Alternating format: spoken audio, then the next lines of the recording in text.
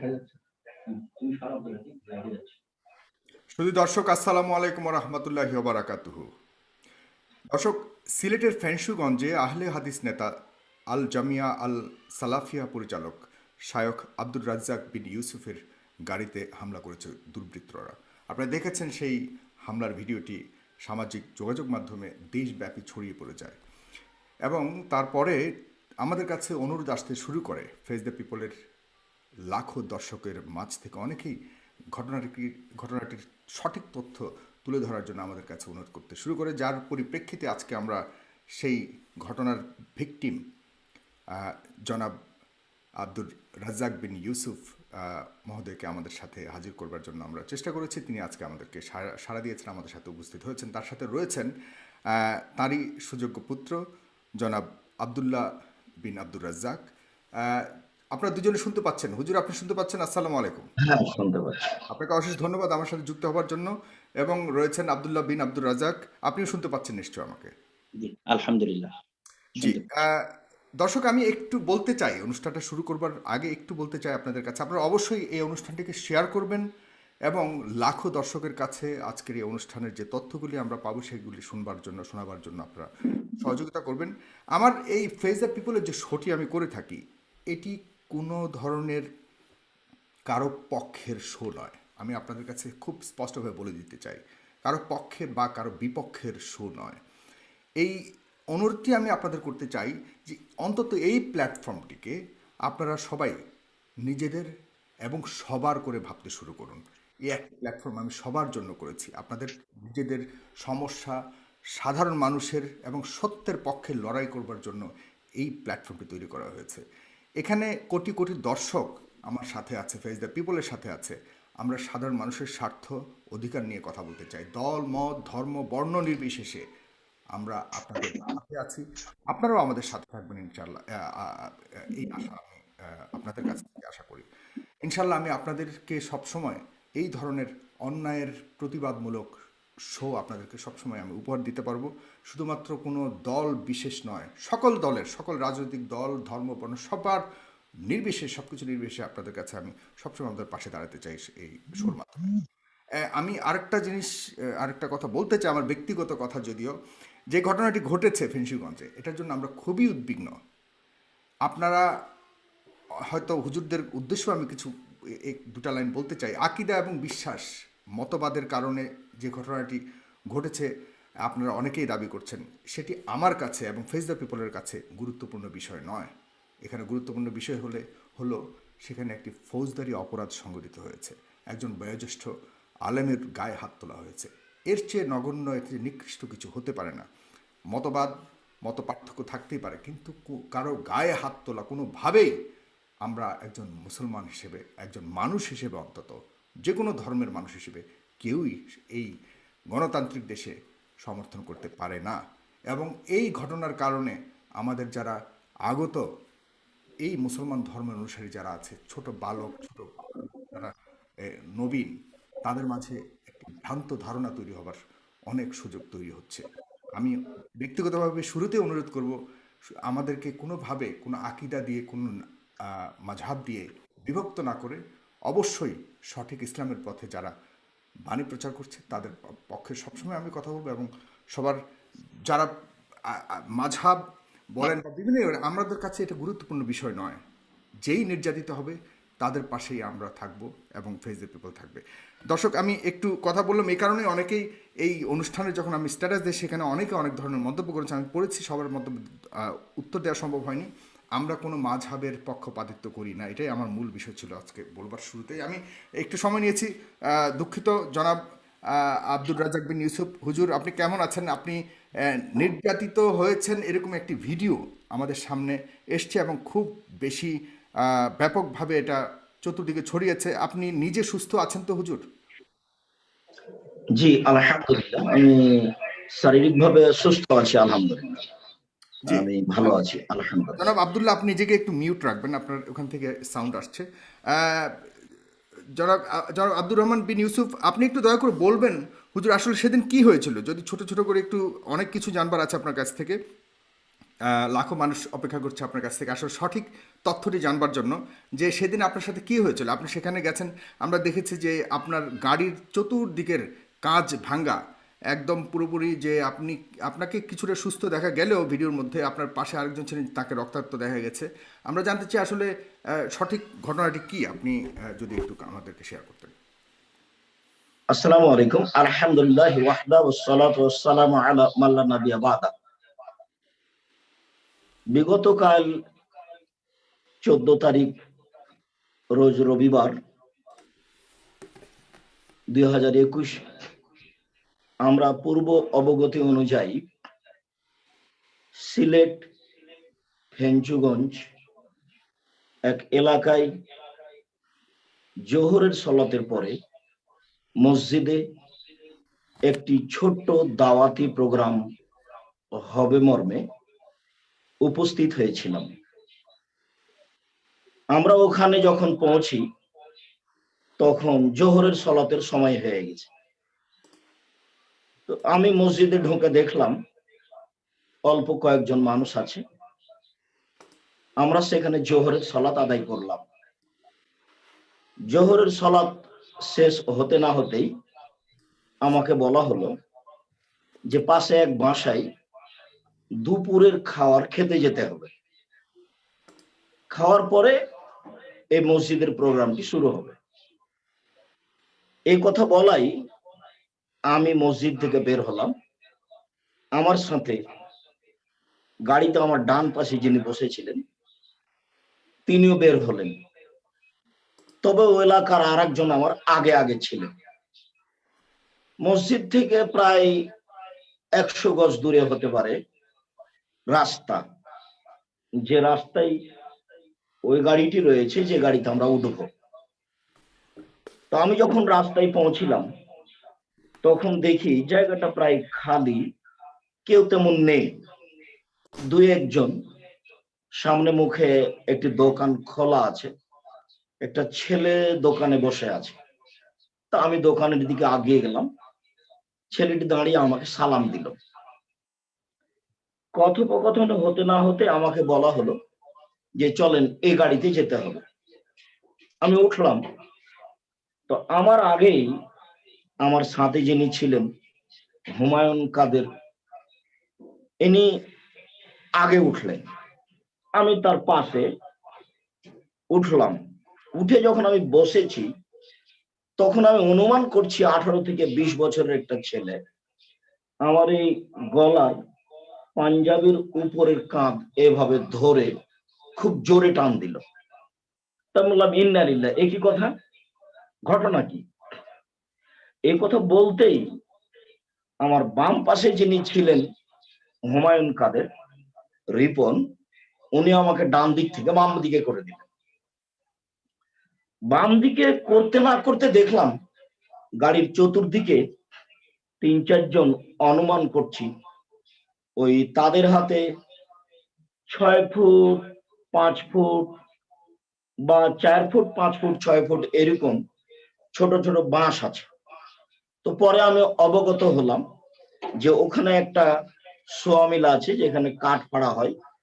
তো ওই কাঠগুলো এদিক ওদিক করার জন্য সেই ছোট ছোট বাঁশগুলি আছে, সেইগুলি দিয়ে তারা গাড়ির উপরে আঘাত করতে লাগলো।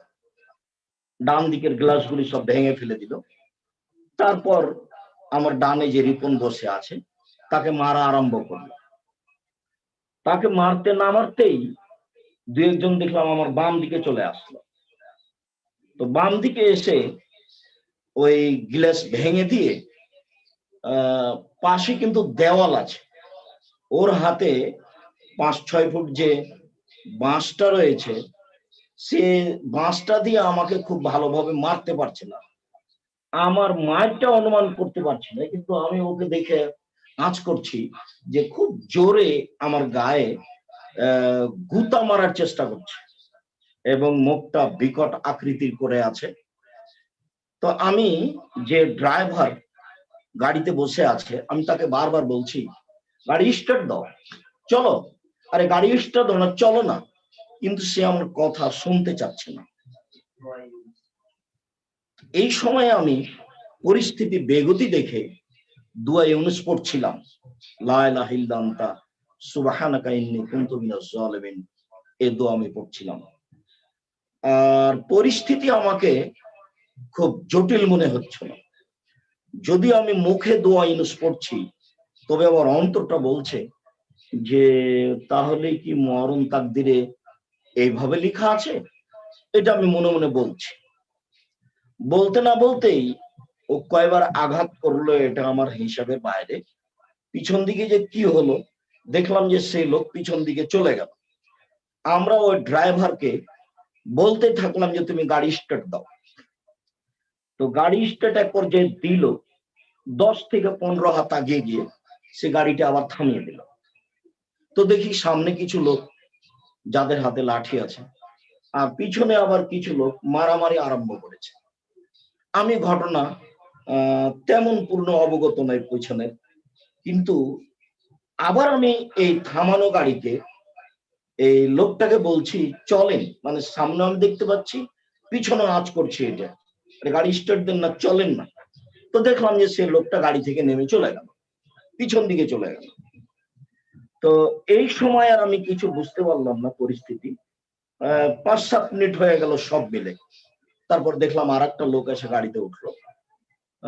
তখন পরিস্থিতি পিছন দিকে হতো খুব উত্তেজিত আছে, কিন্তু আমার এখানে আর কিছু আমি বুঝলাম না। লোকটা গাড়ি স্টার্ট দিয়ে প্রায় 400-500 গজ দূরে এক বাড়িতে নিয়ে চলে গেল। বাড়িতে আমি উঠলাম, তখন আমি হাতে কনুইয়ের নিচে খুব প্রচন্ড ব্যথা অনুভব করছিলাম।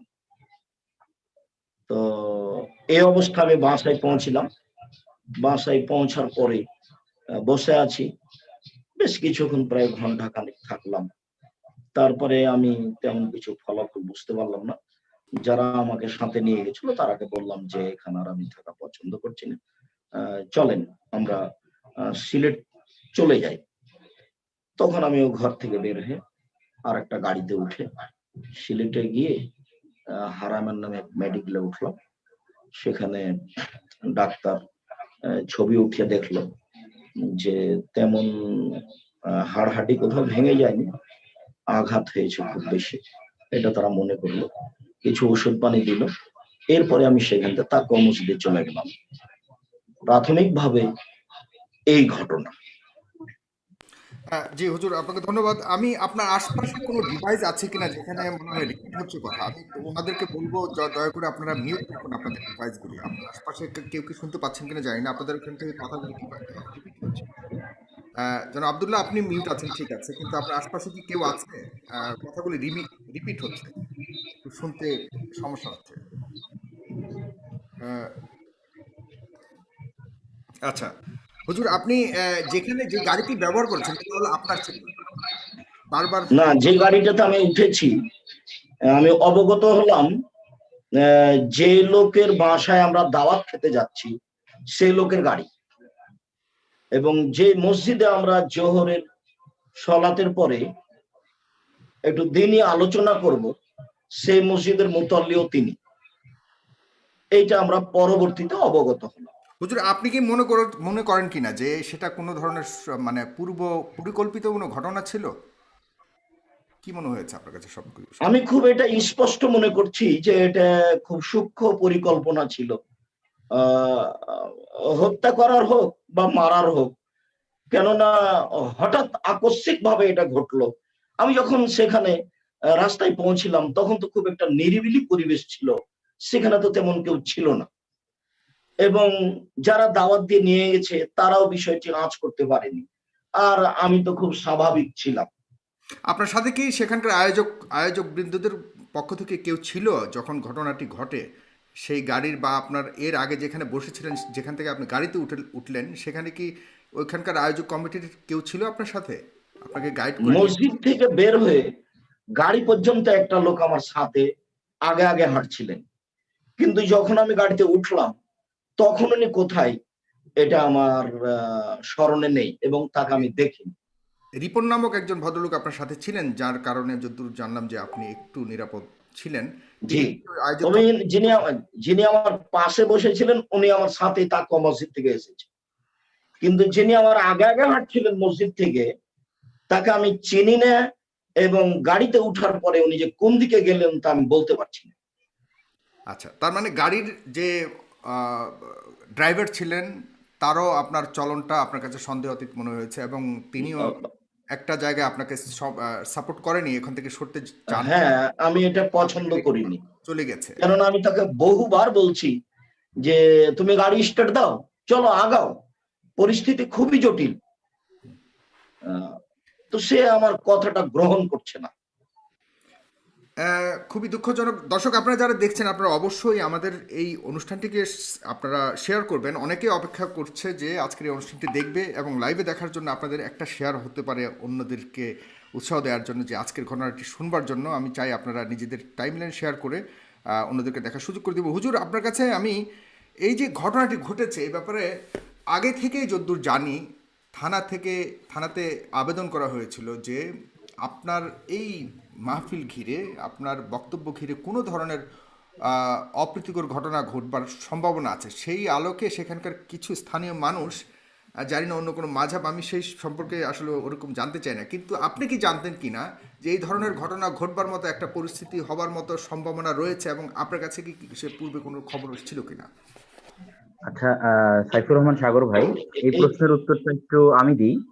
আমি আপনার কাছে জি, আসছি, মানে হুজুরকে কাছ থেকে আমি জাস্ট এক সেকেন্ড জেনে আমি আপনার কাছে আসছি, আপনার কাছে আসবো এক্ষুনি। হুজুর কি জানতেন কিনা, আপনার কাছে কোনো ধরনের না, ইনফরমেশন? আমি এরকম কোনো অপ্রীতিকর ঘটনা ঘটবে এটা আমি আঁচ করিনি। কারণ আমার কাছে একটা লিখিত লিখিত দরখাস্ত এসছে, যেখানে আপনার এই মাহফিলকে নিয়ে সেখানকার পুলিশ স্টেশনে আবেদন করা হয়েছিল যেন এই মাহফিলকে বাতিল করা হয়। সুতরাং এই কারণে প্রশ্নটা করলাম যে আপনি জানতেন কিনা আপনার উপরে এমন ধরনের, বা সেখানকার মাহফিলটাকে ঘিরে কিছু একটা প্ল্যান হচ্ছে, পরিকল্পনা হচ্ছে, এরপরও আপনি সেখানে গেলেন। সুতরাং আপনি জানার পরও গেলেন, এটা হয়তো আপনার একটু আবারও পুনরায় ভাবা উচিত ছিল। সে কারণে আপনার কাছে জিজ্ঞাসা করা। জনাব আবদুল্লাহ বিন আজিজ, আবদুল্লাহ বিন আব্দুর রাজ্জাক, আপনার কাছ থেকে আমি জানতে চাচ্ছি, আপনি তো নবীন একজন ধর্মপ্রচারক এবং আপনি খুব প্রখ্যাত একজন আলেম। আপনার বাবার আমি শুনেছি আপনার বাবা কখনো কখনো আপনার ওয়াজ শুনে থাকেন এবং খুব অনুপ্রাণিত হন, পুত্রের কাছেই বাবা অনুপ্রাণিত হন, এরকম ঘটনা শুনেছি, দেখেছি। আমি আপনার কাছে জানতে চাই যে এই যে মাঝহাব নিয়ে আমাদের মাঝে নবীন যারা যারা এখনো ইসলামের খুব ডেপথ সম্পর্কে অনেক কিছুই জানে না, তাদের মাঝে একটা বিভ্রান্তি ছড়াচ্ছে যে যারা আলেম, যারা এরকম ধর্মপ্রচারক, আমাদের যারা মুহাদ্দিস রয়েছেন, যারা হুজুরের মতো বয়োজ্যেষ্ঠ আলেম রয়েছেন, তাদের মধ্যে মধ্যে কিছু কিছু মতবাদের পার্থক্য রয়েছে। তো এই পার্থক্যগুলির কারণে আমাদের মধ্যে এই ধরনের অপ্রীতিকর ঘটনা ঘটে যাচ্ছে। এগুলিকে আপনি কিভাবে দেখছেন, এবং এগুলিকে বের হওয়ার সুযোগ রয়েছে কিনা? আপনারা নতুন করে, নতুন প্রজন্ম যারা আছেন, আপনারা ইসলাম ধর্ম প্রচারের ক্ষেত্রে গিয়ে এই ব্যাপারগুলিকে আসলে কিভাবে ডিল করছেন বা করবেন বলে মনে করেন? আপনার বাবার ঘটনাটা আপনি বলবেন, বাট অনেকটাই জেনেছি, আমি আসলে অ্যাডভান্সলি আপনার কাছ থেকে জানতে চাচ্ছি আপনাদের মানসিকতা নিয়ে একটু শুধু। জনাব আব্দুল্লাহ আমার বিন। কথা কি শোনা যাচ্ছে? জি, জি, জি। আমার কথা শুনতে পাচ্ছেন? জি। আসসালামু আলাইকুম রহমতুল্লাহ। এই বিষয়ে আমি যেটা বলতে চাচ্ছি সেটা হচ্ছে যে মানুষের মধ্যে মত নিয়ে ভিন্নতা থাকবেই। সাহাবীদের যুগেও মতভেদ এবং মতভিন্নতা ছিল।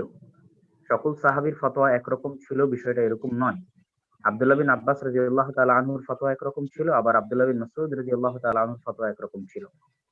এবং আমাদের যারা বড় বড় ইমাম চলে গেছেন, যাদেরকে আমরা সবাই শ্রদ্ধা করি, আবু হানিফা, শাফিঈ, আহমদ, মালিক রাহিমাহুমুল্লাহ আজমাইন, তাদের সকলেরও ফতোয়া কিন্তু একরকম ছিল না। সুতরাং মতভেদটা স্বাভাবিক। কিন্তু মতভেদ থাকার পরও পারস্পরিক যে শ্রদ্ধাবোধ এবং মুসলমান হিসেবে আরেক মুসলমানকে ভাই হিসেবে বরণ করে নেওয়ার যে শিক্ষা আমাদের নবী মুহাম্মদ সাল্লাল্লাহু আলাইহি ওয়াসাল্লাম দিয়ে দিচ্ছেন, এবং তার যে বাক্যগুলো দ্বারা আমরা স্পষ্টভাবে প্রমাণিত হই যে যতক্ষণ মানুষ কালেমা লা ইলাহা ইল্লাল্লাহ পড়বে এবং সে মুসলিম বলে গণ্য হবে এবং সে কিবলা কাবার দিকে সালাত আদায় করবে, ততক্ষণ তার রক্ত, তার সম্মান এবং তার ধন সম্পদ আরেক মুসলমানের উপর ওইভাবে হারাম যেইভাবে কাবা ঘর হারাম। তথা কাবা ঘর ভাঙ্গা যত বড় গুনাহ, একজন মুসলমানের উপর হাত তোলা তার চেয়ে বড় গুনাহ। সুতরাং আমি যেটা মনে করি যে মতভেদ তো থাকবেই, মাঝহাবে মতভেদ থাকবে, মানুষের মতভেদ থাকবে, কিন্তু বাংলাদেশের একজন স্বাধীন নাগরিক হিসেবে আমরা আমাদের দেশটাকে যেন পাকিস্তান না বানাই। যেভাবে পাকিস্তানে আলেম ওলামাকে মোটরসাইকেলে করে এসে প্রকাশ্যে গুলি করে হত্যা করা হয়, অহরহ নজির পাওয়া যায় মাঝহাবি মতভেদের কারণে। এই সংস্কৃতি যেন আমাদের দেশে গড়ে না ওঠে। আমাদের মতভেদ থাকা সত্ত্বেও আমরা যেন পরস্পরকে মুসলিম ভাই মনে করে তার মান সম্মান ইজ্জত এবং তার রক্তের হেফাজত করাকে নিজের ইমানই দায়িত্ব মনে করি। আর আমাদের যে মতভেদটা আছে সেটা আমরা দলিল পর্যন্ত সীমাবদ্ধ রাখি। আমার দলিল আমি দিব, দাওয়াত দিব, মানুষ যদি আমার দলিল আমার দাওয়াত পছন্দ করে গ্রহণ করবে, আর একজন তার দলিল তার দাওয়াত দিবে, তারটা যদি মানুষ পছন্দ করে গ্রহণ করবে। এভাবেই সাহাবীদের যুগ থেকে চলে আসছে, এটাই হওয়া উচিত। এটা রাষ্ট্রীয় ভাবেও মত পার্থক্যের কারণে চরম। এই এই ফেঞ্চুগঞ্জে এরকম ঘটনা ঘটবার একটা আশঙ্কা ছিল, এই ধরনের কোন ধরনের ইয়ে কি আপনি খবর কি পেয়েছিলেন কিনা? জি না, এই ধরনের কোনো খবর আমাদের কাছে আগে থেকে ছিল না, এবং বিষয় যেটা বিভিন্ন পত্রিকায় লিখেছে বা অনেকেই বলতেছে, এই বিষয়ে আমি যেটা বলতে চাই সেটা হচ্ছে এটা কোনো ওপেন ফিল্ডে কোনো প্রোগ্রাম ছিল বিষয়টা কিন্তু এরকম না। এবং ওখানে একজন ওনাকে আব্দুর রাজ্জাক বিন ইউসুফকে দাওয়াত দিয়েছিলেন তার বাসায়, বিষয়টা ছিল এরকম। নট ফর প্রোগ্রাম, যে একটা খোলা মাঠে প্যান্ডেল তৈরি করা হয়েছে, স্টেজ তৈরি করা হয়েছে, এরকম কোনো প্রোগ্রাম সেখানে ছিল না। একজন ধনাঢ্য ব্যক্তি যিনি সমাজে অনেক সম্মান মান তার মানে সম্পন্ন, সেখানে কোনো ওয়াজ মাহফিল ছিল না? সেখানে কোনো ওয়াজ মাহফিল ছিল না। তিনি তার বাসায় দাওয়াত করেছিলেন, আর তার পাশের মসজিদে হয়তো সালাতের পরে কিছুক্ষণ কথা বলতেন, কিন্তু বাইরে ফিল্ডে কোনো প্রোগ্রামের আয়োজন করা হয়েছে বিষয়টা এরকম ছিল না। কিন্তু আর এখানে আরেকটা point should be very noted interesting. এখানে যে আমরা যেটা জেনেছি তাহলে এটা একটা বিশাল ভুল জেনেছি আপনার কাছ থেকে এখন যেটা জানলাম, কারণ আমার কাছে যে একটি থানায় দরখাস্ত এসছে যে উনি যেখানে যাচ্ছেন সেখানে অপ্রীতিকর ঘটনা ঘটতে পারে, সুতরাং থানা থেকে যেন তাকে বাধা দেওয়ার জন্য ব্যবস্থা করা হয়, এই ধরনের একটি ইয়ে করেছে। এখানকার প্রায় 10-12 জন মানুষের সাক্ষী, আই মিন ওখানকার সমর্থনকারী হিসেবে যে স্বাক্ষর নেওয়া হয়েছে এবং সেই কপিটা আমার কাছে এসছে পর্যন্ত। সেখানে আমার একটু এখানে উদ্বেগের জায়গা, তাহলে সেখানে দাওয়াতে গেলে তো উনি ওই ধরনের কথাবার্তা বা যদি কোনো ওনার মতবাদের বিরুদ্ধেও হয়ে থাকে উনি তো ওটা বলবার কোনো সুযোগও ছিল না, কারণ উনি জি জি জি দাওয়াত খেতে জি গেছেন। জি জি, আপনি এখানে বলেন। আরেকটা পয়েন্ট শুড বি নোটেড যে ওনাকে কিন্তু প্রোগ্রাম স্থলে বা মসজিদে ওনার উপর যে আক্রমণটা হয়েছে সেটা কিন্তু হয়নি।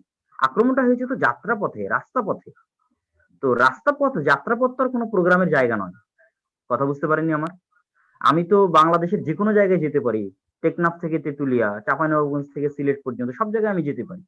আমার উপর তো আক্রমণটা হলো রাস্তায়। তাহলে এখানে প্রোগ্রামের কথা কি জন্য আসতেছে? প্রোগ্রামের কথাটা তো এখানে গ্রহণযোগ্যই না। যদি প্রোগ্রামে বক্তব্য দেওয়া অবস্থায় গন্ডগোল হতো, উনি কোনো মাযহাবের বিরুদ্ধে কথা বললেন তখন গন্ডগোল হতো, তাহলে বিষয়টা বলা যেত না উনি একটা প্রোগ্রামে আসছেন, প্রোগ্রামে এই বিষয়ে কথা বলেছেন তাই তার উপর এটা অ্যাটাক হয়েছে। উনি তো রাস্তায় চলছিলেন। রাস্তায় তো সবাই চলতে পারে ভাই। রাস্তায় চলা অবস্থায় আক্রমণ হওয়ার সাথে তো আপনি প্রোগ্রামের কি কোনো মনে করেন সম্পর্ক নাই। কারা করেছে? আপনি কি সেখানে ছিলেন জনাব আব্দুল্লাহ বিন আব্দুর রাজ্জাক? আমি আমার আব্বুর সাথে আগের দিন পর্যন্ত ছিলাম, কিন্তু এই প্রোগ্রামের দিন ছিলাম না। আগের দিন পর্যন্ত সিলেটেই ছিলাম।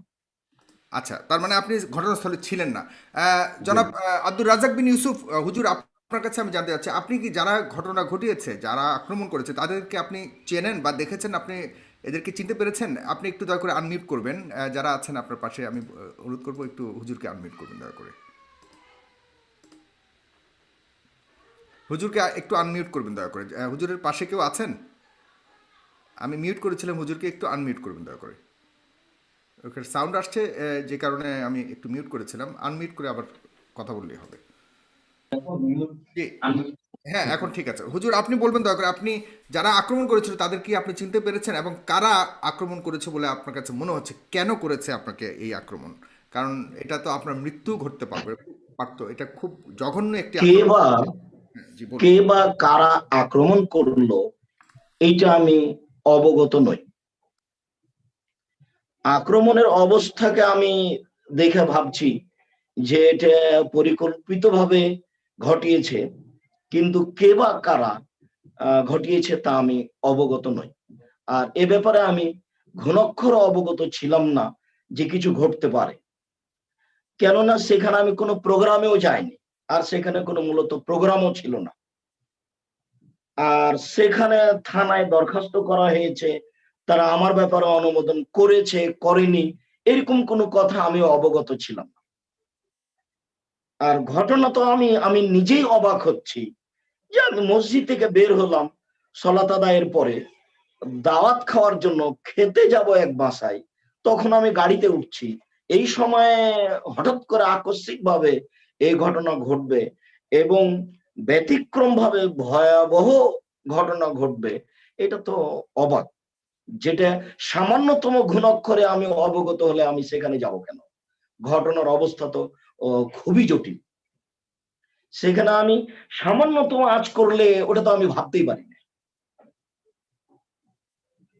হুজুর, জি, আপনার হ্যাঁ বলো প্রতি সাহেব। কেন এই আক্রমণ? এর আগেও শুনেছি আপনার উপর আক্রমণ হয়েছে। আপনার উপরে কেন এই আক্রমণগুলি করা হচ্ছে? এটা মাঝে মধ্যে এই ঘটনাগুলি ঘটছে কেন?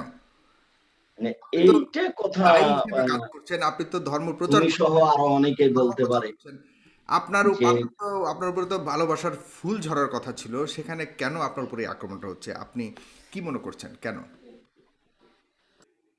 আমি এ কথার উত্তর এক বাক্যেই বলতে পারি বা বলতে চাই যে আমি কথা সঠিক, চূড়ান্ত সঠিক বলি এবং পরিবেশ পরিস্থিতি আমাকে কি বলবে এইটা অত আমি ভাবা প্রয়োজন মনে করি না।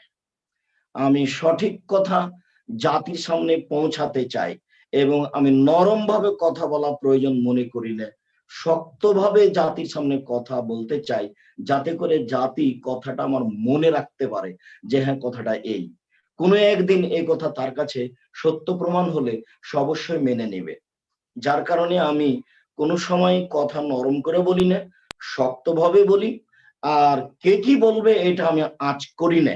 সাথে সাথে আমি এই বাক্যগুলি ব্যবহার করি যে ৯০ সাল থেকে নিয়ে এখন পর্যন্ত আমি কোনোদিন অপ্রয়োজনীয় বাক্য বলিনি, আমি কোনো কেচ্ছা কাহিনী বলিনি। তবে আমি চূড়ান্ত সঠিক সত্য কথা বলার চেষ্টা করি। তখন সেই কথা অনেকের কাছে কঠোর ও কঠিন মনে হয়। অনেকের দিন ধর্ম বা তারা যেভাবে মানে তাদের নিয়ম নীতির বিপরীত বলে মনে হয়। তখন তারা বিভিন্নভাবে মন্তব্য করে থাকে, এটাই।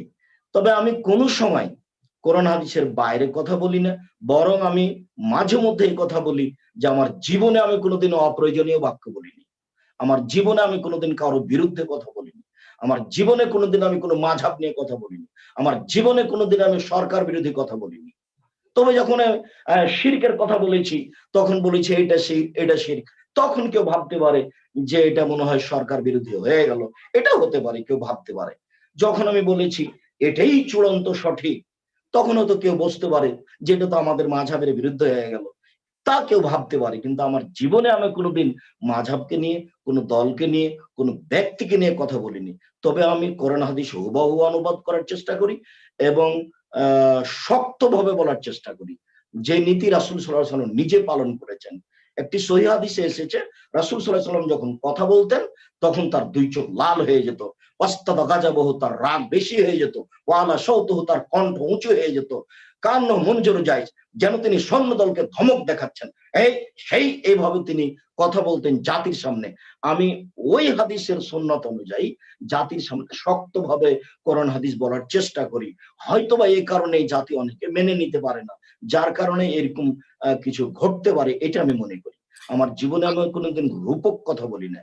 হ্যাঁ স্বাগত। হুজুর, আপনার আপনার আপনার প্রতি অনেকেরই একটু একটু বলা যায় যে উম, আপনি কিছু কিছু সময় আপনার বক্তব্যের মাঝে একটু ইনসাইট করার চেষ্টা করেছেন। অনেকেই বলছে অভিযোগ করে যে আপনি বিভিন্ন আহ, কি বলা যায় এটাকে, বিভিন্ন আহ, হাদিসের মাধ্যমে বা বিভিন্ন কথার মাধ্যমে অনেক অনেক জায়গায় বলেছেন যে হত্যা করা পর্যন্ত, মানে ইসলামের কারণে কিছু কিছু কারণে হত্যা করা পর্যন্ত জায়েজ আছে। যে কারণে অনেকে বলতে যাচ্ছে যে আপনি এভাবে অন্যকে ইনসাইট করছেন, প্রভোগ করছেন ইসলামিক যে নিয়ম কানুনকে অন্যভাবে ডাইভার্ট করার জন্য। এই ধরনের কিছু প্রভোকেশনের অভিযোগ আপনার প্রতি রয়েছে। যেমন টঙ্গী ইজতেমায় যারা দিনই কাজে লিপ্ত ইয়াতে আছেন, এটাকে টঙ্গী যে ইজতেমার কথা বলেছেন তাদেরকে আপনি কোনোভাবে হত্যার কথাও বলেছেন। এই এই যে আপনাদের যারা ইসলাম প্রচার করে থাকেন, আপনাদের কাছ থেকে যখন এই ধরনের কোনো ইন্ডিকেশন পায়, কিছু কিছু মানুষ আছে এটাকে খুব খুব মানে সিরিয়াসলি নিতে পারে, আপনি কি এটা মনে করেন কিনা? এবং সেখান থেকে এই ধরনের ভিন্ন মতামত তৈরি হওয়ার সুযোগ রয়েছে কিনা, আক্রমণ পর্যন্ত হয়ে যাওয়া? কারণ এটা আমরা আমরা সাধারণ মানুষ যারা ইসলামকে ফলো করে, আপনাদেরকে ফলো করে, আমরা কোনোভাবেই কোনো এই বিশৃঙ্খলাকে আমরা সমর্থন করি না। এতে আপনি কি মনে করেন? হ্যাঁ, আমি এই কথাটা জাতির সামনে খুব ভালো করে স্পষ্ট করতে চাই যে আমি কখনো বলিনি যে টঙ্গীতে যারা উপস্থিত হয়েছে তারা হত্যার যোগ্য বা তাদের হত্যা করতে হবে। একটি হাদিস বুখারী মুসলিমে প্রায় 18 বার এসেছে। সে হাদিসটির সারমর্ম কথা হলো এই যে রাসূল সাল্লাল্লাহু আলাইহি সাল্লাম বলছেন, আলী, এক শ্রেণীর মানুষ বের হবে যারা বেশি বেশি সালাত আদায় করবে, বেশি বেশি সিয়াম পালন করবে, বেশি বেশি দান খেরাত করবে, বেশি বেশি তাসবিহ তাহলিল করবে। তোমাদের তাসবিহ তাহলিল জিকির আজকার সালাত তাদের কাছে কিছুই না। তো আলী, আবু সাইদ খুদরি, শোনো, তারা দিন থেকে বের হয়ে যাবে যেমন ভাবে তীর ধনুক থেকে বের হয়ে যায়। আর কোরআন তারা তেলাওয়াত করবে, কিন্তু কোরআনের সারমর্ম তাদের কণ্ঠনালী নিচে যাবে না।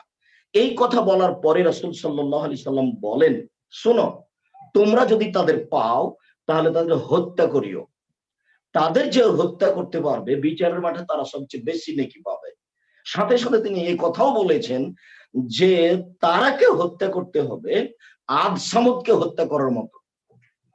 তখন আমি একটা কথা বলেছি যে এইটা বলতে চাই এদেশের একজন মাওলানা আব্দুর রব খুলনা, এই দল সেই দল। তবে আমি বলি না যে এই দল সেই দল, আমি বলছি যে এরকম একটা দল আছে, বাংলাদেশে থাকার না থাকে, হ্যাঁ, পৃথিবীতে আমরা আছে, আপনার এই কাছে কথা জানতে চূড়ান্ত। চাই হুজুর যে কোনো না কোনো ভাবেই কোনো দলকে কি হত্যার সমর্থন করে কিনা আমাদের ইসলাম? না, হ্যাঁ, কোন এটাই দলকে আমি জানতে চাচ্ছি। আমি হত্যার সমর্থন কোরআন হাদিস সরাসরি এর করে আগে না, কে কি বললো কখনো। সেটা আমাদের জানার আসলে ইয়ে নেই। আপনার কাছ থেকে জানারই, কারণ বর্তমানে আপনাকে ফলো করছে কোটি মানুষ। আপনি ইসলাম প্রচার করছেন, শান্তির বাণী প্রচার করছেন, সেখানে আপনার কথাটাকে আমরা গুরুত্ব দিতে চাই এবং আপনি আক্রমণের আক্রান্ত হয়েছেন, আপনার কাছ থেকে আমি জানতে চাই আপনি কি মনে করেন যে কোনোভাবে কি কোনো কারণে কোনো পর্যায়ে গিয়ে কেউ কোনো মুসলমানকে হত্যার করার মতো কোনো সুযোগ রয়েছে কিনা? ইসলাম কি এটা প্রমোট করে কিনা বা কোনো ধরনের এলাও করে কিনা? কোন সময় কোন মানুষ যদি শরীয়তের চোখে হত্যার যোগ্য হয়, কোন দল সংগঠন বলে নয়, কোন মানুষ শরীয়তের দৃষ্টিতে যদি হত্যার যোগ্য হয়, তাহলে আমরা বক্তব্যে খোলাখুলি বলেছি তাকে কোনো ব্যক্তি হত্যা করতে পারে না, তাকে সরকার হত্যা করবে। যেমন আমরা বলেছি যে 3 শ্রেণীর মানুষকে হত্যা করা যায় মুসলমান হওয়ার পরেও, তাহাজ্জুদ পড়ার পরেও। তার এক শ্রেণীর মানুষ হচ্ছে কেউ যদি বিবাহ করার পরে জিনায় লিপ্ত হয়। তারপরে আরেকটা হচ্ছে যে একজন মানুষ ঠিকই তাহাজ্জুদ পড়ে, 5 ওয়াক্ত সালাত আদায় করে, কিন্তু সে আরেকজনকে মেরে ফেলেছে, সে যেভাবে হত্যা করে, একে হত্যা করা যায়। এটা সরাসরি একাধিক সহিহ হাদিস দ্বারা প্রমাণিত, আমার প্রশ্ন হলো যে যেটা সেই কোরআন হত্যার মসজিদের দায়িত্ব আয়াত কি দ্বারা কোনো প্রমাণিত। মুসলমান কোনো একজন ব্যক্তিকে দেয়া হয়েছে কিনা হাদিস বা না, কোরআনের আলোকে? এটা অসম্ভব। কোন ব্যক্তি কোনো ব্যক্তিকে হত্যা করতে পারে না, তাহলে আপনি কি হত্যা মনে করেন করার অর্ডার আজকের করতে পারে শুনুন, না, অনেক অনেক হত্যা আলেম করার জন্য হুমকি দেখাতে পারে না। অনেক আলেম বিভিন্ন ওয়াজের মাধ্যমে আহ্বান করে থাকেন তাদেরকে হত্যা করো, ওমকে কেন মানে না, ওই জিনিসটা মানে না, তাকে হত্যা করো, এই ধরনের এটা কি বিভ্রান্তি সৃষ্টি করে কিনা? এই যে আপনার উপরে আক্রমণটা আজকে হয়েছে সেটা আরো জঘন্য হওয়ার সুযোগ ছিল বা সম্ভাবনা ছিল। আপনি হয়তো আল্লাহর রহমতে বেঁচে আসছেন, কিন্তু এই কোনো না কোনো আলেমের দ্বারা প্রভোক্ট হয়ে আপনার উপর আক্রমণ করেছে বা আপনার কোনো বক্তব্যের দ্বারা অন্য কোনো আলেমের দ্বারা প্রভোক্ট হয়ে অন্য কারো উপর আক্রমণ করবে, এই আক্রমণের যে একটি বিদ্বেষপূর্ণ পরিবেশ তৈরি হয়েছে, এটা কোনোভাবে কি আমাদের ধর্মে, ইসলাম ধর্মে কি এটা প্রমোট করে কিনা বা এটার জায়গা রয়েছে কিনা? আমরা খুবই উদ্বিগ্ন হুজুর আসলে আপনার এই ধরনের। আমাদের ধর্মে এটা কোনোভাবেই গ্রহণ করে না। একটা মানুষকে হত্যা করা তো দূরের কথা, একটা মানুষকে হত্যা করব বলে হুমকি দিতে পারে না। যারা আমার বিস্তারিত বিবরণ দেওয়া আছে কে বড় লাভবান বই, জঙ্গি তৎপরতার ব্যাপারে আমার একটা বিস্তারিত লেখা আছে, বইয়ের নাম কে বড় লাভবান। তার শেষের দিকে কোন এক হেডলাইনে বলা আছে যে মানুষ, একজন মানুষ ভয় দেখাতে, ভীতি দেখাতে পারে না, সে দাওয়াত দিতে পারে।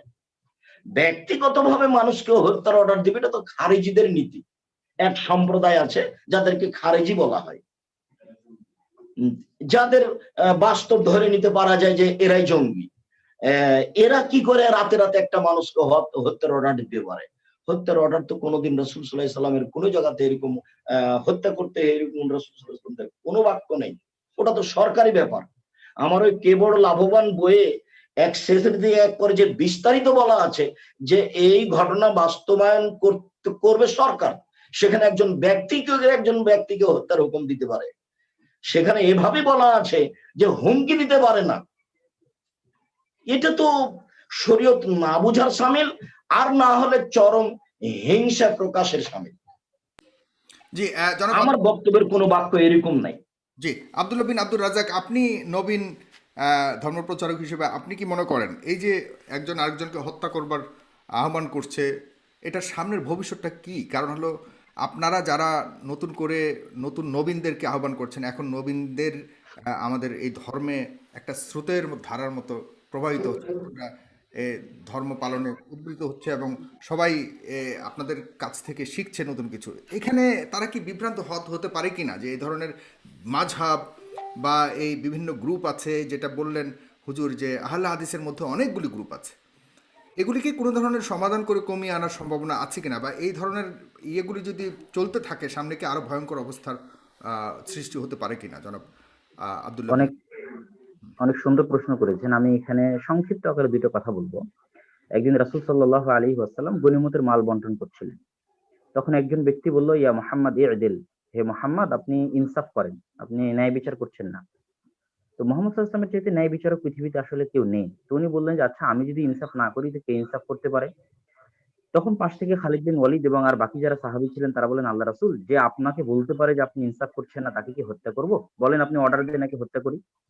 তখন রাসূল সাল্লাল্লাহু আলাইহি ওয়াসাল্লাম বললেন যে না, তাকে হত্যা করো না, সে আমাদের সাথেই আছে। তখন খালিদ বিন ওয়ালিদ বললেন যে অনেকেই আপনার সাথে আছে যাদেরকে আপনি চিনেন না, কিন্তু তারা ভিতর থেকে আপনার শত্রু এবং আপনার মুনাফিক।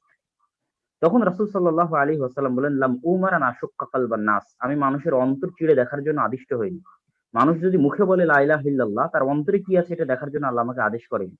যখনই সে লা ইলাহা ইল্লাল্লাহ বলবে তখন তার রক্ত হারাম, এবং যেহেতু সে সালাত আদায় করে অতএব তুমি তাকে হত্যা করতে পারবে না। আরেকটা হাদিসে একজন সাহাবী যুদ্ধরত অবস্থায় একজনকে হত্যা করে ফেলেছে। তো যেই মুহূর্তে উনি ওনাকে তরবারি চালাতে যাবেন, ওই মুহূর্তে ওই কাফের বলছে লা ইলাহা ইল্লাল্লাহ, আশহাদু আল্লা ইলাহা ইল্লাল্লাহ ওয়া আশহাদু মুহাম্মাদার রাসূলুল্লাহ। তারপরেও তিনি তাকে হত্যা করে দিয়েছেন। এই খবর যখন আল্লাহ রাসূলের নিকট আসলো, তখন আল্লাহ রাসূল তাকে জিজ্ঞেস করলেন সাল্লাল্লাহু আলাইহি ওয়াসাল্লাম যে তুমি কেন তাকে হত্যা করেছো? তখন সে বলল যে রাসূল সাল্লাল্লাহু আলাইহি ওয়াসাল্লাম, সে আসলে আমার তরবারির ভয়ে কালেমা পড়েছে, অন্তর থেকে পড়েনি। তখন রাসূল সাল্লাল্লাহু আলাইহি ওয়াসাল্লাম বললেন, হাল শাক্কাকতা কালবাহ, তুমি কি তার অন্তর ফিরে দেখেছিলে যে সে মুখে কালেমা পড়লো না তার অন্তরে কালেমা আছে? তো এরকম বহু হাদিস আছে যেগুলো দ্বারা স্পষ্টভাবে প্রমাণ হয় যদি মুখে কেউ কালেমা পড়ে ফেলে এবং কিবলার দিকে মুখ করে সালাত আদায় করে, তো তার রক্ত, তার ধন সম্পদ এবং তার ইজ্জত, শুধু ধন সম্পদ আর রক্ত নয়, ইজ্জত, সম্মান, যে তার গীবত করা, তার নামে অপবাদ দেওয়া, তাকে হুমকি দেওয়া, সবকিছুই ইসলামে সম্পূর্ণরূপে হারাম। এবার ইসলামে যে হত্যার বিধানগুলো আছে, এই হত্যার বিধানগুলো পুরোটাই রাষ্ট্র সংশ্লিষ্ট, পুরোটাই সরকার সংশ্লিষ্ট। রাষ্ট্র সরকার যদি চায় তাহলে তাকে হত্যা করতে পারে, কোনো বিধানের আলোকে। কোনো ব্যক্তি আইন হাতে উঠিয়ে নিতে পারে না। সুতরাং এই সংস্কৃতি বাংলাদেশে যদি চালু হয়, এটা অনেক ভয়ঙ্কর এবং ভয়াবহ। এটা দিন শেষে আমাদের ক্ষতি করবে, মুসলিম জাতির ক্ষতি করবে। যেটা আজকে আমরা সিরিয়ার মাটিতে দেখছি, লিবিয়ার মাটিতে দেখছি, ইয়েমেনের মাটিতে দেখছি, যে এক মুসলমান আর এক মুসলমানকে হত্যা করতেছে কাফের ফতোয়া দিয়ে, এবং রাষ্ট্রের বিরুদ্ধে, সরকারের বিরুদ্ধে বিদ্রোহ করে রক্তের হোলি খেলা চলতেছে। এবং ইহুদি খ্রিস্টানরা যত বেশি মুসলমানকে না হত্যা করেছে, আজ লিবিয়া, ইয়েমেন, সিরিয়ার মাটিতে এক মুসলমান আর এক মুসলমানকে তার চেয়ে বেশি হত্যা করছে। সুতরাং এটা অনেক ভয়াবহ পরিবেশ। আমরা চাই না যে আমাদের দেশে এই ধরনের পরিবেশ আসুক, গৃহযুদ্ধের রূপ ধারণ করুক, যে কে শিয়া কে সুন্নি, এটা আরব দেশে চলতেছে প্রক্সি ওয়ার, যে শিয়া সুন্নির যুদ্ধ, বা কে দেওবন্দি, কে হানাফি, বা কে বেরেলভি, বা কে আহলে হাদিস, এটার উপর ভিত্তি করে আমরা পরস্পরের উপর হাত উঠাবো। এটা চরম অন্যায়, চরম জঘন্য, এবং দিন শেষে মুসলিম জাতির ক্ষতি, এবং দিন শেষে ইহুদি খ্রিস্টানদের কাছে আমরা হাসির পাত্রে পরিণত হবো। এবং এটা কোনো মতেই ইসলাম সমর্থন করে না। এবং এর ফলশ্রুতিতে আজ লিবিয়া এবং সিরিয়ার মাটিতে, যখন লিবিয়াতে মুয়াম্মার আল গাদ্দাফি ছিল তখন অন্তত মা বোনের ইজ্জত রক্ষা হতো, তখন অন্তত ঘর বাড়িতে নিরাপত্তা ছিল। কিন্তু যখন মুসলমানকে গৃহযুদ্ধের আকারে মারামারি শুরু করলো, সরকারের বিরুদ্ধে বিদ্রোহ শুরু করলো, আজকে কোনো মুসলমান মা এক মুসলমানের কাছে নিরাপদ নয়, তার মুসলমান দেশে নিরাপদ নয়।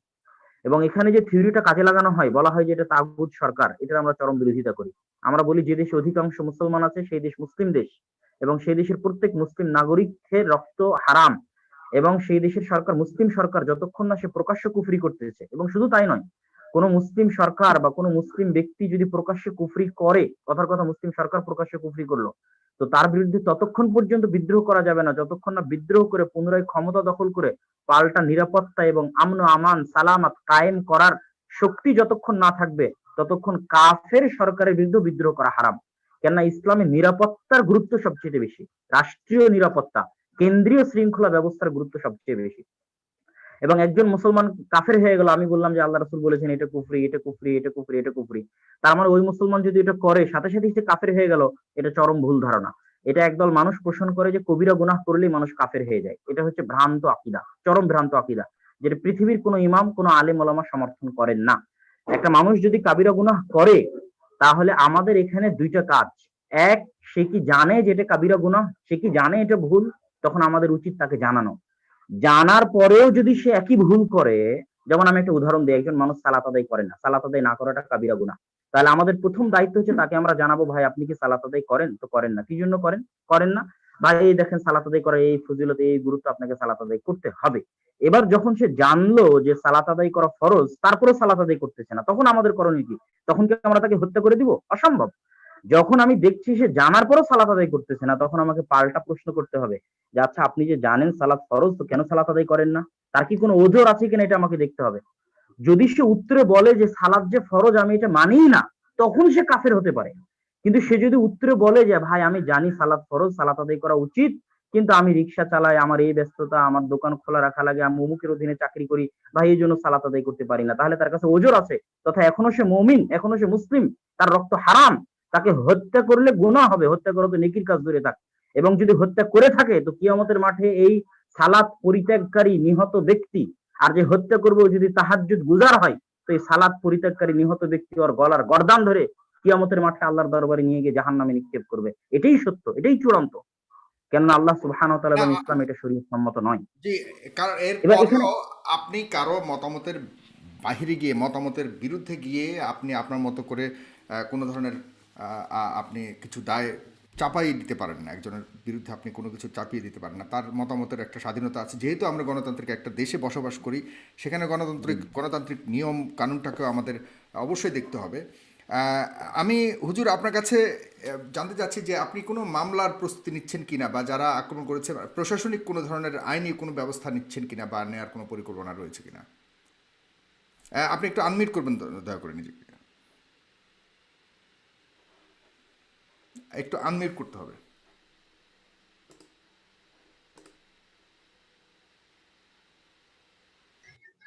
জি। না, কে বা কারা এটা ঘটিয়েছে আমি তার উদ্ঘাটন করতে চাই না, আমি তাদের বিরুদ্ধে মামলাও করতে চাই না, বরং আমি তাদের হেদায়েত কামনা করি। আসলে মূলত আমি ব্যক্তি, একজন সাধারণ ব্যক্তি, জাতি আমাকে জাতীয় সম্পদ মনে করুক, আর আমি সামান্য কিছুতে দাওয়াত দিতে গিয়ে কেউ দুর্ঘটনা ঘটিয়েছে সেটাকে সামনে রেখে আমি মাঠকে খেপিয়ে তুলবো, জনগণ আমার পক্ষে মিটিং মিছিল করবে, আর তার জন্য মামলা মোকদ্দমা করতে হবে, এটি আমি আসলে কোনো সময় কামনা করিনি, করি না, করবো না, আর এটা আমি পছন্দ করি না। বরং কেউ যদি আমাকে জিজ্ঞাসা করে তাহলে আপনি নিজেকে জাতীয় সম্পদ মনে না করেন না কেন, আমি কি একজন সাধারণ ব্যক্তি, মানুষ জামিয়া সালাফিকে জাতীয় সম্পদ মনে করি? আমি তো সব সময় কথা বলে থাকি যে আমি ব্যক্তি কি, জাতির একটা গুরুত্বপূর্ণ সম্পদ হলো জামিয়া সালাফিয়া। জামিয়া সালাফিয়ার জন্য জাতি দোয়া করবে, জামিয়া সালাফিয়ার জন্য জাতি সার্বিকভাবে উন্নত করার জন্য, বাস্তবায়ন করার জন্য প্রাণপণে চেষ্টা করবে। আমি ব্যক্তি কখন কি আছি না আছি এটা আমি কোনো সময় ভাবি না, নিজে কত আমি হিসাবও করি না, বরং আমার জীবনের যেটা বড় স্বাদ সেটা হলো এদেশের মাটিতে আমি উন্নত মানের একটি প্রতিষ্ঠান গড়বই গড়ব, সেটাই জামিয়া সালাফিয়া। জামিয়া সালাফিয়াতে ছেলেরা মেয়েরা ভিন্ন ভিন্ন স্থানে থেকে আকীদা আদর্শের উপরে উন্নত মানের বাংলা, ইংরেজি, আরবি শিক্ষা অর্জন করে জাতির অন্যায়ের বিরুদ্ধে লড়বে মুখে কলমে মিডিয়ায়, এবং মাসিকাল ইতেশাম পত্রিকা জাতি একটা জাতীয় সম্পদ মনে করবে, যেটা জামিয়া সালাফের পক্ষ থেকে বের হয়, এটা আমার ঐকান্তিক কামনা। একটা দুর্ঘটনা ঘটিয়েছে, সেটাকে সামনে রেখে আমি মামলায় যাব, সেটাকে সামনে রেখে আমি মিটিং মিছিল করব, এটা আমি কামনা করি না কোনো সময়। আর আমি নিজেকে জাতির কাছে জাতীয় সম্পদ হিসাবে পেশ করতেও চাই না, বরং আমি এটাই জাতির কাছে চাই যে জাতি মনে করুক জাতির জাতীয় সম্পদ জামিয়া সালাফ, জাতি জাতীয় সম্পদ মনে করুক মাসিকাল ইতেশাম পত্রিকা, যার 50টা প্রশ্ন উত্তর প্রতি মাসে আছে, যেখানে 10 জন মুফতি আছে, যেখানে 10 জন গবেষক আছে, যেখানে আরো সদস্য আছে। এইটা আমার কাছে, আমি ব্যক্তির চেয়ে অনেক উপরে। কাজে এই ঘটনার কারণে আমাকে মামলা করতে হবে, অনেক কিছু করতে হবে, আল্লাহ আমি এটা চাই না। হুজুর, আপনাদের যে যারা তারা আমার দিনী ভাই, তারা বুঝতে পারেনি, হয়তো বা কারো উস্কানিতে এটা করেছে, আর না হলে আমার কথা কোনো জায়গাতে ভুল বুঝেছে। যেমন আমি শুনছি যে আপনি বলেছেন যে বিতির সালাত আদায় করতে হবে না, মাঝে মধ্যে ছেড়ে দেওয়া যায়। আরে অবাক, বিতির সালাত আদায় করা যাবে না মানে? সালাত নিয়ে সারা জীবন কথা বলে আসছি 30 বছর যাবত। বলেছি যে বিতির সালাত 1 রাকাত পড়বে, কেননা এর সংখ্যা হাদিস বেশি। 3 রাকাত পড়বে, আরো বেশি পড়তে পারে। তবে বিতির পড়লেই যে দোয়ায়ে কুনুত পড়তে হবে এ কথা নয়। কেউ যদি কোনোদিন দোয়ায়ে কুনুত পড়তে চায়, তাহলে বিতির সালাতে রুকুর আগেও পড়তে পারে, রুকুর পরেও পড়তে পারে, এ কথা আমি বলেছি। এটাই বলেছি যে দোয়ায়ে কুনুত ছেড়ে দিতে পারে। যা আমি কখনো এটা বলিনি যে বিতির সালাত মাঝে মধ্যে ছেড়ে দিতে পারে বা 2-1 দিন ছেড়ে দিতে পারে, অসম্ভব। যদি কোনো জায়গাতে ঘটে গিয়ে থাকে, তাহলে বুঝতে হবে আমি বুঝতে পারিনি, কখন বলে ফেলেছি। তাকে বলা হয় সাবকাতুল লিসান, কখন মুখ থেকে বের হয়ে গেছে তা আমি খেয়াল করিনি। যদি মিডিয়াতে বা ইতেশাম টিভিতে চলে আসে, তাহলে যারা দিয়ে দিয়েছে তারা ভুল করেছে, কখনো না। এরকম কিছু আমি চাই না।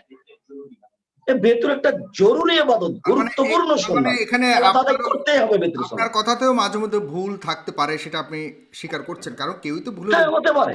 বলতে বলতে হয়তো বা দোয়ায়ে কুনুত পড়তে হবে কারণে না, এই মাঝে মধ্যে ধরনের পড়তে আক্রমণ হবে। কি অ্যালাউড কিনা, এই ধরনের আক্রমণ কি ইসলাম পারমিট করে? এই ধরনের আক্রমণ হওয়া এই উচিত? ধরনের আক্রমণ ইসলামে হারাম, ঘৃণিত, জঘন্য অপরাধ। আমি আপনার আরেকটা জিনিস জানতে চাচ্ছি আপনার কাছে, যে আপনাদের যারা ইসলাম প্রচার করেন, আপনাদের মধ্যে অনেক গ্রুপিং আছে, আকীদা মাযহাব নিয়ে অনেক ভিন্ন মত, একে অপরকে আপনারা অনেক সময় গালি দিয়ে পর্যন্ত কথা বলেন।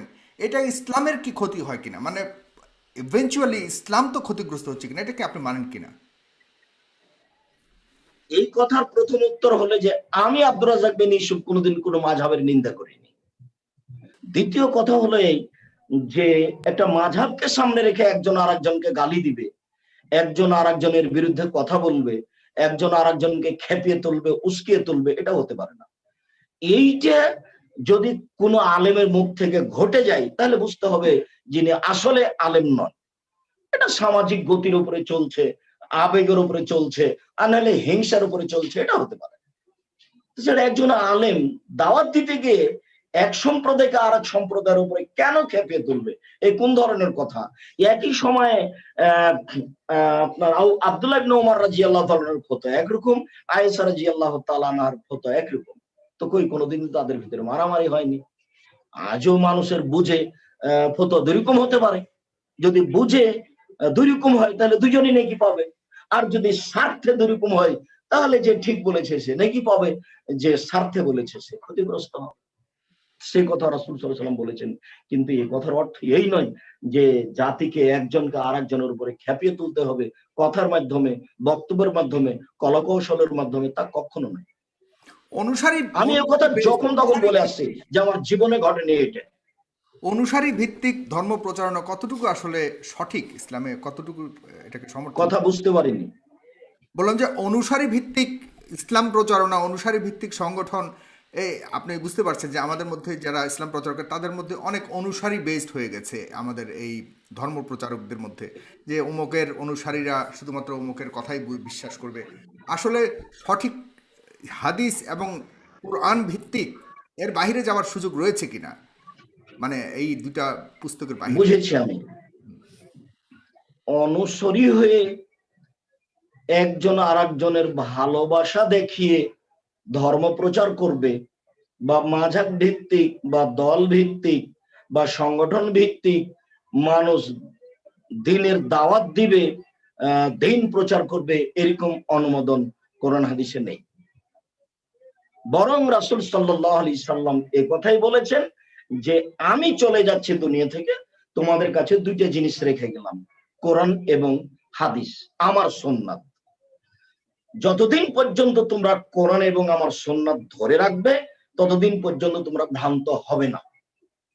এই কথাটাকে শক্ত করতে গিয়ে তিনি বলেছেন, শোনো, আজ যদি মূসা আলাইহিস সালাম জীবিত হন আর তোমরা যদি আমার নীতি বাদ দিয়ে মূসা আলাইহিস সালামের নীতিকে গ্রহণ করো তাহলেও তোমরা ভ্রান্ত পথে চলে যাবে। বরং আজ যদি মূসা জীবিত হন তাহলে আমারই অনুসরণ করবেন। তো মূসা আলাইহিস সালাম যদি আজকে জীবিত হলে মুহাম্মদ সাল্লাল্লাহু আলাইহি ওয়াসাল্লামের অনুসরণ করেন, তাহলে একজন ব্যক্তি কি করে একজন দল সংগঠন মাযহাবের অনুসরণ করতে পারে? তা কখনো হতে পারে না। এইটা যদি ঘটে বা মানুষ বলে থাকে তাহলে হয় তার বুঝের ভুল, আর নাহলে ব্যক্তি স্বার্থ, এটা হতে পারে। কিন্তু মানুষের এই সুযোগ নেই যে মানুষ কোরআন এবং সহিহ হাদিসের বাইরে কথা বলবে, এই অনুমতি নেই, এই সুযোগও নেই। কিন্তু এই অনুসারীর কারণে আমাদের আলেমদের ভিতর বিশাল অনৈক্য রয়েছে। এই অনৈক্য কমিয়ে এটাকে প্রশমিত করে কি সবাই একটা ঐক্যের জায়গাতে আসার কোনো সুযোগ রয়েছে, সম্ভাবনা রয়েছে? আপনি কি মনে করেন? হ্যাঁ, আছে। সঠিক সঠিক ধর্ম প্রচারণার জন্য এবং জি, আপনার ব্যক্তিগত মতামত কি সেক্ষেত্রে? আমার ব্যক্তিগত মতামত একেবারেই সহজ, সহজ সরল। সেটা হলো এই, সবাই যখন বলতে শিখবে যে আমাদের কথা ও কর্ম, আমাদের বক্তব্য আমল কোরআন এবং সহিহ হাদিস, তখন কেউ আর বাইরে যেতে পাবে না। বা সবাই যখন বলতে শিখবে যে আমার দাওয়াতের মাধ্যম কোরআন এবং সহিহ হাদিস, আমার আমল হচ্ছে কোরআন এবং সহিহ হাদিস, আমার আমল আমার দাওয়াতি মাধ্যম কোনো ব্যক্তি নয়, কোনো দল নয়, তখন এটা একেবারেই সহজেই হয়ে যাবে। সবাইকে কথা বলতে হবে যে আমার দাওয়াতের মাধ্যম, আমার আমলের মাধ্যম কোরআন এবং সহিহ হাদিস। তাহলে সেটা তখন তো এটা আমরা অনেক অনেক স্ট্যাবলিশড একটা সত্য। এ পর্যন্ত কেন মানা হচ্ছে না, কেন এখন পর্যন্ত বিভক্ত? এবং সেই বিভক্তিগুলি আপনি জানেন যে স্প্রেড করছে এই সমাজের মধ্যে, এই ধরনের আক্রমণের জন্য প্রভোগ করছে মানুষকে, সাধারণ মানুষের ভিতরে হিংসা বিদ্বেষ ছড়ানো হচ্ছে। এইটা আসলে প্রশমিত করে কিভাবে একটা ঐক্যের জায়গায় আসা যায় সঠিক ইসলাম প্রচারের জন্য? ইসলামকে পুঁজি করে ব্যবসা অথবা ইসলামকে পুঁজি করে যে এই ধরনের কিছু কথা প্রচলিত আছে, এইটা থেকে বেরিয়ে আসার কোনো সুযোগ রয়েছে কিনা? অবশ্য রয়েছে। যখনই মানুষ ব্যক্তিকে সামনে রেখে কথা বলবে না, যখনই মানুষ কোনো মাযহাবকে সামনে রেখে কথা বলবে না, তখনই মানুষের জন্য কারো বিরুদ্ধে না যাওয়া, কারো বিরুদ্ধে না বলা পথটা সহজ হয়ে যাবে। সবাই বলবে হ্যাঁ, এটা কোরআন আছে, এটা সহিহ হাদিসে আছে। যখনই মানুষ বলবে যে না, কোরআন এবং সহিহ হাদিস ছাড়া আরো মত পথ আছে, তখন আপনারটা একরকম হবে, আমারটা একরকম হবে, তখন আর মানুষ একমতের হতে পারবে না। কেননা কোরআন এবং সহিহ হাদিসের বাইরে গেলে তখন আপনি আপনারটা বলবেন যে না, আমার ইজতেহাদে এটা এসেছে, আমি বলবো আমার ইজতেহাদে আমার হিসাব নিকাশে এটা এসেছে। তখন আপনাকে ভালোবাসে যারা, তারা আপনার অনুসারী হয়ে যাবে, আমাকে ভালোবাসে যারা, তারা আমার অনুসারী হয়ে যাবে। তখন চলতে না, গিয়ে যদি দেখা ভালোবাসার যায়, অনুসারী হতে পারে, কিন্তু ধর্মকে আপনি ভিন্নভাবে তুলে ধরে এখানে আপনার মতো করে এখানে একটা আমি একটু কথা অনুসারী বলি। তৈরি করার কোনো সুযোগ রয়েছে কিনা? হ্যাঁ, আব্দুল্লাহ বিন আব্দুর রাজ্জাক, আপনার কাছে আমি আসছি। একই সাইফুল্লাহ প্রশ্ন ভাই। আপনার কাছেও করব যে জি, আপনার মতামত এই বিষয়ে, আপনার ব্যক্তিগত মতামত আপনার কাছে জানতে চাই। জি। জি। এই বিষয়ে আমি যেটা বলতে চাচ্ছি, সাইফুল্লাহ সাগর ভাই, যেটা আব্বু অ্যান্সার দিল বা উত্তর দিল, যে বাংলাদেশের মানুষ অনেক আগে থেকে আলোচনা করে যে আমাদের মধ্যে মতভিন্নতা থাকলেও আমরা একমত হতে পারি না কি জন্য। সেক্ষেত্রে আমরা কোরআন এবং সহিহ হাদিসের কথা অবশ্যই বলতে পারি, কিন্তু এর বাইরেও একটা কথা যেটা শুরু থেকে এখানে আলোচনা হচ্ছে, যে কারোর সাথে কারো মত সবসময় ১০০ তে ১০০ মিল খাবে, এটা অসম্ভব। এক মায়ের পেটের ৩ সন্তানদের মত ১০০ তে ১০০ মিল খায় না। সেখানে দল, মাযহাব এবং ব্যক্তি স্বার্থ হোক, বুঝের পার্থক্য হোক, মতভেদ থাকবেই। তাহলে আমরা একতার প্ল্যাটফর্মটা আসবে কোথায় থেকে? একতার প্ল্যাটফর্ম মূলত সব মাসালায় ১০০ তে ১০০ একমত হয়ে একতার প্ল্যাটফর্ম আসবে, বিষয়টা এরকম নয়। কেননা আল্লাহ রাসূল সাল্লাল্লাহু আলাইহি ওয়াসাল্লাম বলেছেন যে মুসলমানদের মধ্যে মতভেদ হবে, ৭২ থেকে ৭৩ ফিরকা হবে, তার মধ্যে একটা ফিরকা সঠিক থাকবে। এটা তো আল্লাহ রাসূলের ভবিষ্যদ্বাণী। এবং মুসলমানদের মধ্যে মতভেদ থাকবে, এটাও আল্লাহ রাসূলের ভবিষ্যদ্বাণী। আসলে একমতের জায়গাটা কোথায়? একমতের জায়গাটা হচ্ছে মতভিন্নতা থাকার পরও পারস্পরিক শ্রদ্ধাবোধ। মতভিন্নতা থাকার পরও পরস্পরের প্রতি ভালোবাসা। মতভিন্নতা থাকার পরও পরস্পরের বিরুদ্ধে কিছু না বলা, শুধু স্বাভাবিকভাবে দাওয়াতটা দেওয়া। আমি আমার যতটুকু কোরআন এবং হাদিস দিয়ে বুঝেছি সেটা স্বাভাবিকভাবে দাওয়াত দিলাম, আর একজন কোরআন এবং হাদিস দিয়ে যেটা বুঝেছে সে সেটা স্বাভাবিকভাবে দাওয়াত দিল। কিন্তু কেউ কারো বিরুদ্ধে ব্যক্তি আক্রমণ, মাযহাবের আক্রমণ, দলের আক্রমণ, সংগঠনের আক্রমণ করলো না।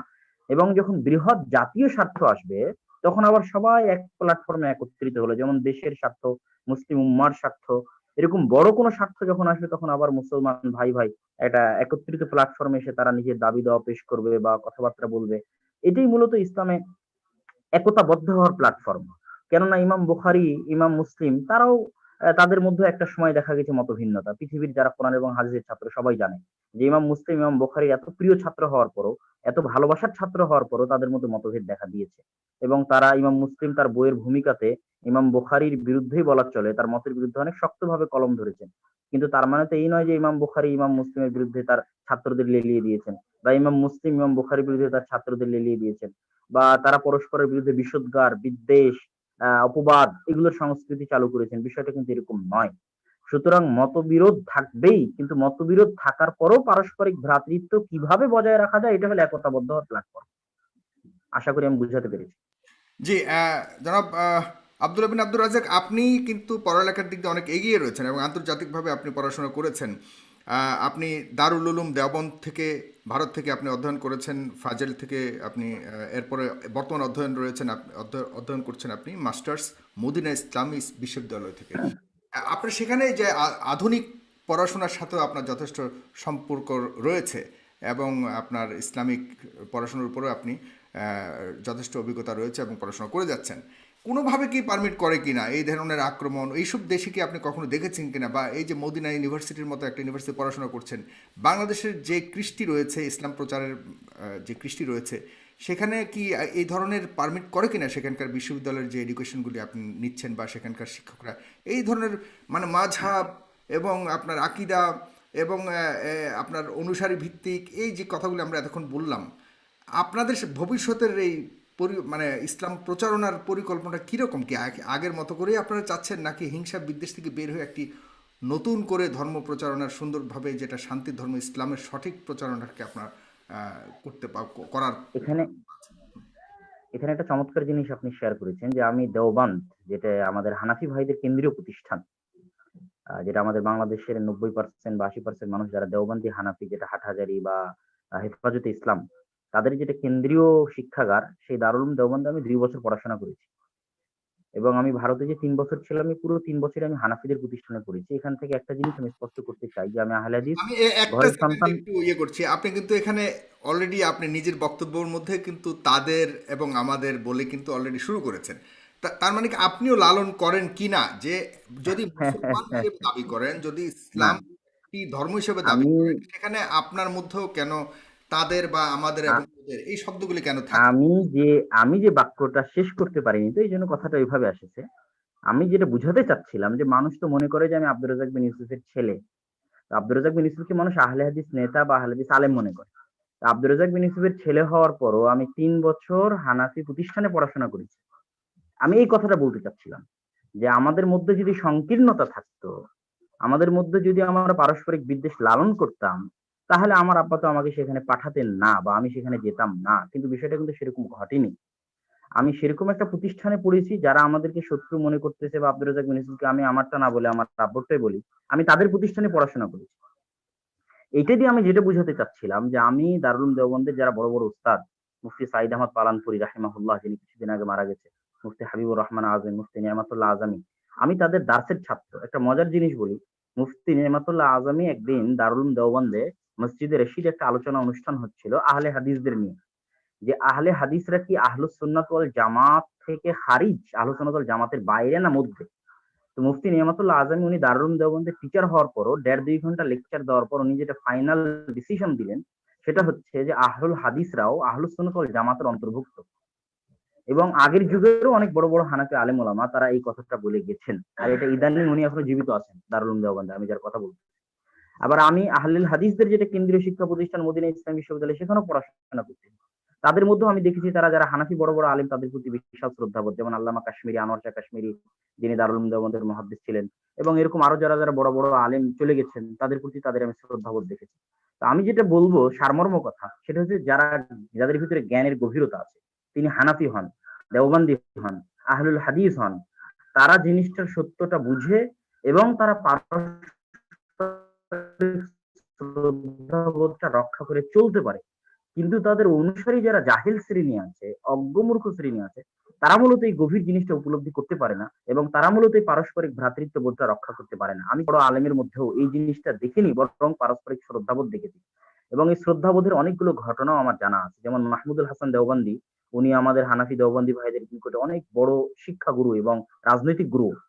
ওনাকে যখন ব্রিটিশ সরকার যখন তাকে জেলে বন্দি করলো, তখন তাকে জেলে বন্দি করার জন্য যে সমস্ত আলেম ওলামা প্রথম সারি থেকে নেতৃত্ব দিয়েছিলেন, তাদের মধ্যে একজন বিখ্যাত আহলে হাদিস আলেমও ছিলেন মাওলানা সানাউল্লাহ অমৃতসরী, এবং তিনি নিজের পকেটের টাকা খরচ করে তার মুক্তির জন্য চেষ্টা করেছেন। এটা কিন্তু আসলে মুসলমান হওয়ার জায়গা থেকে, মুসলিম মুসলিম ভাই হওয়ার জায়গা থেকে। সুতরাং আমরা এক মুসলিম আর এক মুসলিমের ভাই, আমরা আসলে পারস্পরিক সম্প্রীতি চাই, আমি সংঘাত আপনার নয়। কথাতে একটা জিনিস স্পষ্ট মতভেদ হয়েছে, থাকার আপনি পরও মুসলিম এক মুসলিম ভাই মুসলমানের বলছেন, কিন্তু মুসলমানের উপর হারাম, এক মুসলমানের মান সম্মান আর এক মুসলমানের উপর হারাম, এক মুসলমানের ধন সম্পদ আর এক মুসলমানের উপর হারাম। সুতরাং আমার উপর যদি আঘাত করতে হয় তাহলে আগে আমাকে বলতে হবে, তোমাকে বলতে হবে যে আমি কাফের, এবং আমিও যদি আরেকজনের উপর আঘাত করতে চাই তাহলে আমাকে বলতে হবে যে সে কাফের, এবং কাফের বলার পরেই যে আমি তারপর আঘাত করতে পারবো তা নয়। এই জিনিসটা আমি একটু আরেকটু ক্লিয়ার করে আপনি যদি আমাকে সময় দিবেন। আমাদের আমাদের অনুষ্ঠান একদম শেষের দিকে, আপনি কি শুনতে পাচ্ছেন আব্দুল্লাহ বিন আব্দুর রাজ্জাক? যে আপনি আমি শুনতে পাচ্ছি। জি জি জি শুনতে পাচ্ছি। জি, আপনার কাছ থেকে আমি যেটা জানতে চাচ্ছি যে আপনি কিন্তু আপনার এখানে বলেও গেছেন হানাফি এবং অন্যান্য মাযহাব। আপনি কি মনে করেন, আপনি তো পড়াশোনা করছেন ধর্ম নিয়ে, বর্তমানে বাংলাদেশের যে বিভক্তিগুলি, এটা আসলে মূল কারণটা কি? আমরা কি এই বিভক্তি থেকে বেরিয়ে আসার কোনো সুযোগ রয়েছে কিনা, মানে মূল, আপনি খুব ছোট্ট কথায় বলেন যে মূল কারণটা কি? কারণ আমরা দেখতে পাচ্ছি যে হিংসা বিদ্বেষ ছড়ানো হচ্ছে, এটা একদম ভেরি ক্লিয়ার। কিন্তু এটাকে পুঁজি করে অনেকেই কিন্তু বিভিন্ন ধরনের সুযোগ নিতে পারে, ভবিষ্যতে আরো বড় ধরনের অঘটন ঘটার সম্ভাবনা ব্যাপকভাবে রয়েছে। আপনি মানে খুব সূক্ষ্মভাবে কি মনে করেন যে কোন ব্যাপারটা আসলে, ইসলামের কোন ব্যাপারটার কারণে এই বিশাল বিভক্তি অনেকাংশে, অনেক খণ্ডে বিভক্ত রয়েছে এই আমাদের দেশের ধর্ম ব্যবস্থাটা? তো আপনি কি আমার কথা শুনতে পাচ্ছেন? হ্যাঁ, আমি শুনতে পাচ্ছি। আপনি কি আমার প্রশ্নটা বুঝতে জি, পেরেছেন? জি, আমি আমি আপনার প্রশ্নটা বুঝতে পেরেছি। আমি এটার উত্তরে যেটা বলব যে আজকে আব্বু যে অ্যান্সারটা দিলেন, যে আমি চাই না যে মানুষ আমাকে জাতির সম্পদ মনে করুক এবং আমাকে ইউজ করে মানুষ কিছু করুক। এই যে তার জায়গাটা, এই জায়গাটা যখন সকলের মধ্যে তৈরি হবে, কেউ যখন কোনো পদে পৌঁছে যায়, তখন সে পদে পৌঁছে যাওয়ার পর সে ভাবে যে আমার এই পদ রক্ষা করার জন্য, আমার এই সম্মান রক্ষা করার জন্য আমার এই অনুসারীরা কিছু করুক এবং আমাকে আমার এই ইমোশনকে কাজে লাগিয়ে মানুষকে ব্যবহার করুক। এই জায়গা এই জায়গাটাই মূলত পারস্পরিক মতভেদ থাকার পরেও যে শত্রুতাগুলো তৈরি হচ্ছে, এটার কারণ মূলত এই জায়গাটা। আমরা যখনই আমি যে পদেই থাকি না কেন, আমি হয়তো হাটহাজারী এটা মাদ্রাসার আপনি পরিচালক, কথার কথা। আপনি বস্তুত লোভের কথা বলছেন, পদের লোভ, এবং যেখানে একটা পর্যায়ে জি। চলে যায় সেখানে আমরা অনুষ্ঠান শেষ করার জন্য আমি বলছি, আপনি কি কোনোভাবে আপনার বাবার ভুল যদি বলা হয় যে আপনার বাবা কি কোনো ভুল করছে কিনা, সেক্ষেত্রে আপনি সন্তান হিসেবে নয়, একজন আলেম হিসেবে আপনি কি দেখেন কিনা আপনার বাবার কোনো কথাতে, কোনো ব্রিফিংয়ে বা কোনো প্রচারণায় ভুল রয়েছে? আপনি কি মনে করেন?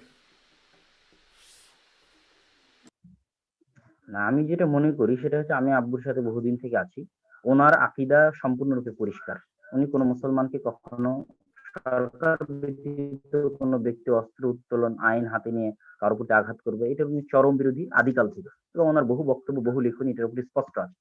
সুতরাং উনি ওনার মত প্রকাশ করতে পারেন। মত প্রকাশ করতে গিয়ে কম বেশি হতেই পারে, এটাই স্বাভাবিক। কিন্তু উনি এই ধরনের কোনো আকীদা পোষণ করেন না যে তার মতকে সাপোর্ট করার জন্য কেউ আরেকজনের উপর আক্রমণ করুক। এবং যেহেতু এটা স্বাধীন দেশ, এখানে যদি হিন্দু কথা বলতে পারে, বৌদ্ধ কথা বলতে পারে, খ্রিস্টান কথা বলতে পারে, তো এই স্বাধীন দেশে সবাই ইসলামের মধ্যেও যদি মতভেদ থাকে তো সবাই নিজ নিজ জায়গা থেকে নিজের মতটা প্রকাশ করতে পারে। এবং আব্বুর মতের বিষয়ে আমি যেটা বলবো, উনি সরাসরি হাদিসের অনুবাদ করার চেষ্টা করে। ওনার নিজস্ব মত খুব কম থাকে। উনি হাদিসের অনুবাদ এবং কোরআনের অনুবাদটা খুব শক্তভাবে করেন, এটাই আর কি। উনি নিজস্ব মত পেশ করে মানুষকে উস্কিয়ে দেওয়া এবং কোনো দল তৈরি করা, সংগঠন তৈরি করা, তাকে কেন্দ্র করে বলাই তৈরি করে একটা রূপ ধারণ করানো, নিজের পদ বা নিজের ব্যক্তি স্বার্থ হাসিল করে, এটা থেকে উনি সম্পূর্ণরূপে মুক্ত। আর মানুষ হিসেবে প্রত্যেকের ভুল হতে পারে, তারও ভুল হতে পারে, এটা স্বাভাবিক। জি, জি, জনাব শেখ আব্দুর রাজাক বিন ইউসুফ হুজুর, আপনার কাছে আমি শেষ প্রশ্ন করতে চাই। আপনি সেখানে কিন্তু আহ, একটা আরেকটা গ্রুপের সাথে আপনার সেখানে ঝগড়া হয়েছিল, আপনার নাম মানে আপনার ওখানে যে আক্রমণ করেছিল তাদের সাথেও কিন্তু ওখানে আমি যদ্দূর শুনেছি যে পত্রিকায় এসছে বা বিভিন্নভাবে শুনেছি যে সেখানে ওই পক্ষেরও অনেকে আহত হয়েছেন এবং ওই পক্ষের অনেক সম্পদের ক্ষতি করা হয়েছে। আহ, আপনি এ ব্যাপারে আপনার কোনো মতামত আছে কিনা? সেখানে অনেকগুলো মোটরসাইকেল পর্যন্ত পুড়িয়ে দেওয়া হয়েছে। আমি শুনতে পাচ্ছি না, আপনাকে একটু আনমিউট করতে হবে। তো সেখানে কারা মোটরসাইকেলগুলো পুড়িয়ে দিয়েছে এবং কাদের মোটরসাইকেল পোড়ানো হয়েছে এবং সেখানে কোনো মারামারি সংঘটিত হয়েছে কিনা? কারণ অপর পক্ষে আজকে আমাদের সাথে নেই। সুতরাং আপনার পক্ষ থেকে আজকে শুনেছি অপর পক্ষে হয়তো অনেক বক্তব্য থাকতে পারে, অনেকে হয়তো আমার এখানে মন্তব্য করছেন যে হুজুর হয়তো কোনো কারণে সত্য অসত্য এই ধরনের মন্তব্য আসতে পারে। আমি তাই আপনার কাছে জিজ্ঞাসাটা করে নিচ্ছি যে অপর পক্ষের কি ক্ষয়ক্ষতি হয়েছে কিনা বা সেখানে মারামারিটা দুই পক্ষেরই কি ক্ষতি হয়েছে কিনা বা কিভাবে মারামারিটা হয়েছে।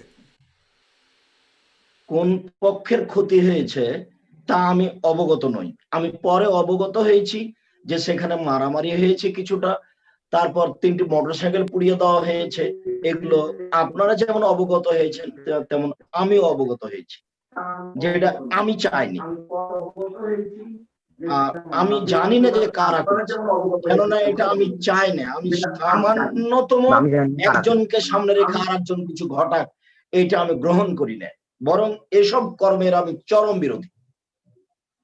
আমি তো আপনাকে প্রথমে বলেছি যে আমাকে জাতীয় সম্পদ মনে করি, এটা আমি চাই না। তাই বলেছি মানুষ জামিয়া সালাফিকে মাসিক আল ইতিসাম পত্রিকাকে জাতীয় সম্পদ মনে করুক। আমি ওই ঘটনা সম্পর্কে অবগত নই। আমিও শুনেছি যে 3টা মোটরসাইকেল পুড়িয়ে গেছে, পুড়িয়ে দেওয়া হয়েছে। কে বা কারা করেছে সেটা আমি জানতে চাইনি, সেটা আমি জানিও না, আমি শুনেছি মাত্র। তাহলে আপনি ওই ঘটনাটাকে শুধুমাত্র একটি ঘটনা হিসেবে ইয়ে করতে চান, এই ব্যাপারে আপনার কোনো প্রতিবাদমূলক কোনো ধরনের অবস্থান আপনি না, নিতে চান না, কোনো প্রশাসনিক রিয়াকশনে যেতে চান না। আপনি তাদেরকে শুধুমাত্র চাচ্ছেন যে তারা যেন আহ, তাদের বুঝ আসে এবং তারা যেন শুদ্ধ হন, তাদের আন্ডারস্ট্যান্ডিংয়ে যেন পরিবর্তন আসে, আপনার কথাকে তারা যেন সঠিকভাবে বুঝতে পারে, এটাই আপনি বলতে চাচ্ছেন। এ ব্যাপারে হ্যাঁ, আমি তাদের হেদায়েত কামনা করি। আল্লাহ তাদেরকে সঠিক পথে নিয়ে আসুক। আহ, আমি সাহায্য আল্লাহর কাছে চাই। আমি মানুষের কাছে কোনো সুবিধা চাই না। মানুষ কিছু দল টল করে আমার সুবিধা করুক, এটা আমি কখনো চাইনি, এখনো চাই না। যারা ঘটিয়েছে তাদের আমি হেদায়েত কামনা করি আল্লাহর কাছে। তারা যেন এরকম আরো কোনো আলেমের সাথে অপ্রীতিকর ঘটনা না ঘটায়। ঘটনা খুব দুঃখজনক, ভয়াবহ। একজন মুসলমান একজন আলেমের উপরে এরকম ঘটাক, সাধারণ মানুষের উপরে ঘটাতে পারে না, এটা একজন আলের উপরে কেমনে ঘটায়? আমরা দেখতে আল্লাহ পাচ্ছি রহম হুজুর করে। যে বিভিন্ন ওয়াজ মাহফিলে কিন্তু এখন বর্তমান সময়ে বিভিন্ন জায়গাতে কিন্তু অন্যান্য মানে শুধুমাত্র আলেম না, অন্য জায়গা থেকেও আক্রমণ করা হচ্ছে আলেমদের প্রতি বা আলেমদের উপরে এই বিভিন্ন ধরনের মন্তব্যের কারণে। সেটাকে আপনি কিভাবে দেখছেন? সেটাকে আমি ভালো চোখে দেখি না। এবং আমি এটাই বলতে চাই, মানুষ যখন মানুষ সমাজে, আলেম ওলামা যখন মানুষ সমাজে শুধু কোরআন এবং হাদিসের অনুবাদ করবে, তখন এটা কমে আসবে। আর যখনই মানুষের সামনে মানুষের মতামত পেশ করতে যাবে, তখন দল সংহত আরো বাড়বে। আর আমি মনে করি, যদিও আমি চিনি না কে বা কারা ঘটিয়েছে, তাহলে হয়তো বা তলিয়ে দেখলে এমনটাই হতে পারে যে সেখানে যারা কিন্তু একটা হয়তো কারো রাজনৈতিক ব্যাপার অনুসরণ চলে করে, আসে। তারাই হয়তো বা এরকম ঘটনা ঘটিয়েছে। রাজনৈতিক বা করণের একটা ঘটনা বা বিভিন্ন ধরনের চেষ্টা চলে আসে।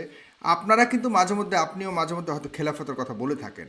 তো গণতান্ত্রিক বর্তমান অবস্থা থেকে খিলাফত প্রতিষ্ঠা করার কোনো সুযোগ রয়েছে কিনা বা এই খিলাফত সম্পর্কিত প্রশ্নে আপনার অবস্থান কি, সুস্পষ্টভাবে যদি একটু বলেন খুব ছোট্ট করে। খেলাফত সম্পর্কে আমার অবস্থা হলে এই যে একমাত্র কোরআন এবং সহিহ হাদিসের মাধ্যমে দাওয়াতি পদ্ধতিতে খেলাফত নিয়ে আসতে হবে। নির্বাচনের মাধ্যমে খেলাফত নিয়ে আসতে চাইলে বা নেতা নির্বাচন করতে চাইলে সঠিকভাবে নিয়ে আসা সহজ নয়। কেননা তা আদৌ সম্ভব নয়। কেননা আপনি একজন খুবই সাধারণ মানুষ, নিম্ন শ্রেণীর মানুষ, বা আপনি একজন বড় ধরনের পণ্ডিত, কিন্তু আমি একজন একেবারেই সাধারণ মানুষ, ধরেন আমি মুচি। তো আপনি ভোট পেয়েছেন 300 আর আমি ভোট পেয়েছি 301, তখন আমি জনগণের নেতা হয়ে যাবো, অথচ আমি মুচি, দিন ধর্ম বুঝি না। কাজে এই পদ্ধতিতে খেলাফত আসতে পারে না। কোরআন এবং সহিহ হাদিসের মাধ্যমে আসতে হবে, দাওয়াতি পদ্ধতিতে আসতে হবে।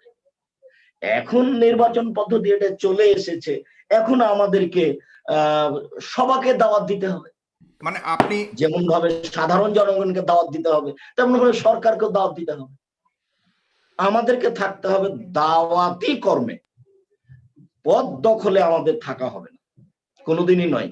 মুসা আলাইহিস সালামও পদ দখলে ছিলেন না। ফেরাউন ডুবে গেলে মুসা আলাইহিস সালাম সে স্থান দখল করেননি, বরং তিনি ওই বালুর চরে গিয়ে দাওয়াতি পথ অবলম্বন করেছেন। ফেরাউন তো ডুবে গেছে, গদি তো খালি। মুসা আলাইহিস সালাম চলে গিয়ে ওখানে তো পথ অবলম্বন করে পদ নিয়ে কাজ করতেন। এইটা ইসলাম ধর্মের নিয়ম নীতি নয়। বাস দাওয়াতি পদ্ধতি চালু থাকবে, যারা দেশের সরকার তাদেরকে দাওয়াত দিতে হবে, সম্ভব হলে হলো, না হলে হবে না। মানে আপনি কত নবী একাই চলে গেছেন, কেউ তার কথা মানেনি, তবুও তো তিনি নবী ছিলেন দুনিয়াতে।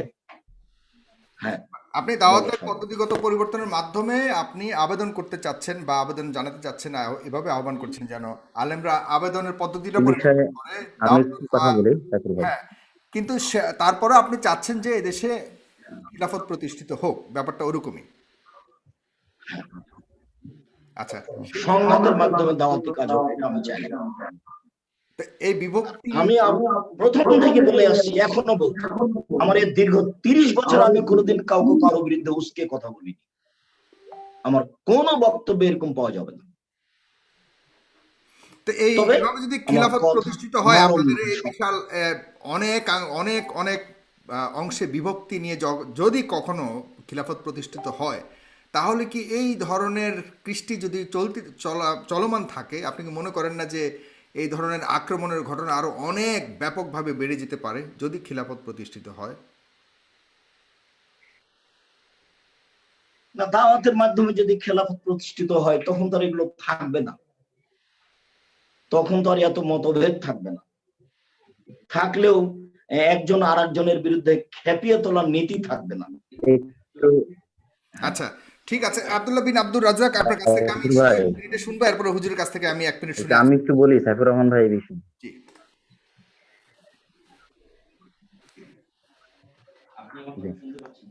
আপনি আমার কথা শুনতে পাচ্ছেন তো? জি, আমি স্পষ্ট শুনতে পাচ্ছি। জি, তো আমি এখানে যেটা বলতে চাচ্ছিলাম যে খেলাফত প্রতিষ্ঠার বিষয়। খেলাফত প্রতিষ্ঠা তো এমন কোনো মুসলমান নাই যে চায় না যে পুনরায় খেলাফত প্রতিষ্ঠিত হোক। এটা আমরাও চাই, সকলেই চাই। কিন্তু তার মানে এই নয় যে আমি সরকারের বিরুদ্ধে অস্ত্র উত্তোলন করে খেলাফত প্রতিষ্ঠা করব। এটাও সম্পূর্ণরূপে আমরা পছন্দ করি না, হারাম মনে করি। আর আমরা ওটাকেও যথোপযুক্ত রাস্তা মনে করি না, যেটাকে বলা হয় নির্বাচন পদ্ধতি। কেন সারা পৃথিবীতে গত 50, 60, 100 বছরের গণতন্ত্র আসার পর থেকে নিয়ে এখন পর্যন্ত চেষ্টা করে কোথাও খেলাফত প্রতিষ্ঠা করা যায়নি গণতান্ত্রিক পদ্ধতিতে। আমরা মনে করি যে সংস্কার, যে ক্ষমতায় আছে সে যেহেতু মুসলমান, তখন আমার তাকে সংস্কার করা আমার দায়িত্ব, সমাজ সংস্কার করা আমার দায়িত্ব, মসজিদ ভিত্তিক সমাজ সংস্কার করা আমার দায়িত্ব। আমার কয়জন মুসলমান সালাত আদায় করে? বাংলাদেশ বলা হয় 90% মুসলমানের দেশ। তো 90% মুসলমানকে তো আমি সালাত আদায় করাতে পারিনি, কি তো আমি খেলাফত কায়েম করবো? 90% মুসলমানের দেশ, কয়জন মুসলমান কোরআন পড়া জানে? আমি তো 90% মুসলমানকে কোরআন শেখাতে পারিনি, আমি কি খেলাফত কায়েম করব? আমাদের থাকতে হবে দাওয়াতি সংস্কারী লাইনে, সমাজ সংস্কার এবং সমাজ বিপ্লবী হচ্ছে সালাত আদায় করানোর খেলাফত ক্ষেত্রে কোনো প্রতিষ্ঠার একমাত্র জোর বা সঠিক ওয়ে। আর দ্বিতীয় কথা হচ্ছে যে খেলাফত প্রতিষ্ঠা হয়ে গেলে এরকম ঘটনা, সরি, আমি এটা ভুলে যাব, একটা পয়েন্ট বলেছেন, সালাত আদায় করানোর এটা পরের পরের জোরের কোনো সুযোগ রয়েছে? আপনি ওই কথাতেই থাকবেন, আমি জাস্ট এইটুকু আপনার কাছ থেকে জানতে চাচ্ছি। ফ্যামিলির পিতা তার সন্তানদেরকে সালাত আদায় করানোর জন্য জোর করতে পারে, না, সেটা এবং বাইরে কোন কেউ কোম্পানির সালাত মালিক আদায় না তার করলে কি কর্মচারীদের জন্য কোরআনে সালাত জোর আদায় করার করানোর সুযোগ জন্য জোর রয়েছে? করতে পারে না। বাহিরে কেউ কাউকে দাওয়াতের বাইরে বল প্রয়োগ করতে পারবে না, দাওয়াত দিতে পারবে। হ্যাঁ, তবে নিজের যদি হাতে যদি ক্ষমতা থাকে, যেমন চেয়ারম্যান, মেম্বার, এমপি, মন্ত্রী, যে। জি, আর আমি যেটা বলতে চাচ্ছিলাম যে খেলাফত প্রতিষ্ঠা হলে এই ধরনের ঘটনা থাকবে কিনা। খেলাফত প্রতিষ্ঠা হওয়া মানেই তো ন্যায় প্রতিষ্ঠা হওয়া, ইনসাফ প্রতিষ্ঠা হওয়া। আর যখনই ন্যায় ইনসাফ প্রতিষ্ঠা হবে, তখন তো এই ধরনের ঘটনা ঘটার প্রশ্নই আসে না। এবং যদি ঘটেও থাকে তো সেটার সুষ্ঠু ফায়সালা এবং বিচার হবে। সুতরাং খেলাফত প্রতিষ্ঠা হওয়ার পরে এই ধরনের ঘটনা ঘটবে, এই প্রশ্নটা আসলে সম্পূর্ণরূপে অযৌক্তিক, এবং এটা ঘটার আসলে কোনো অবকাশই নেই। খেলাফত মানে ন্যায়, খেলাফত মানে ইনসাফ, খেলাফত মানেই শান্তি, খেলাফত মানেই নিরাপত্তা। জি, আপনাকে অনেক ধন্যবাদ। হুজুর, আপনার শেষ কথা যদি একটু বলেন দয়া করে, আপনার কথা শেষ করে শুনে আজকে অনুষ্ঠান শেষ করব।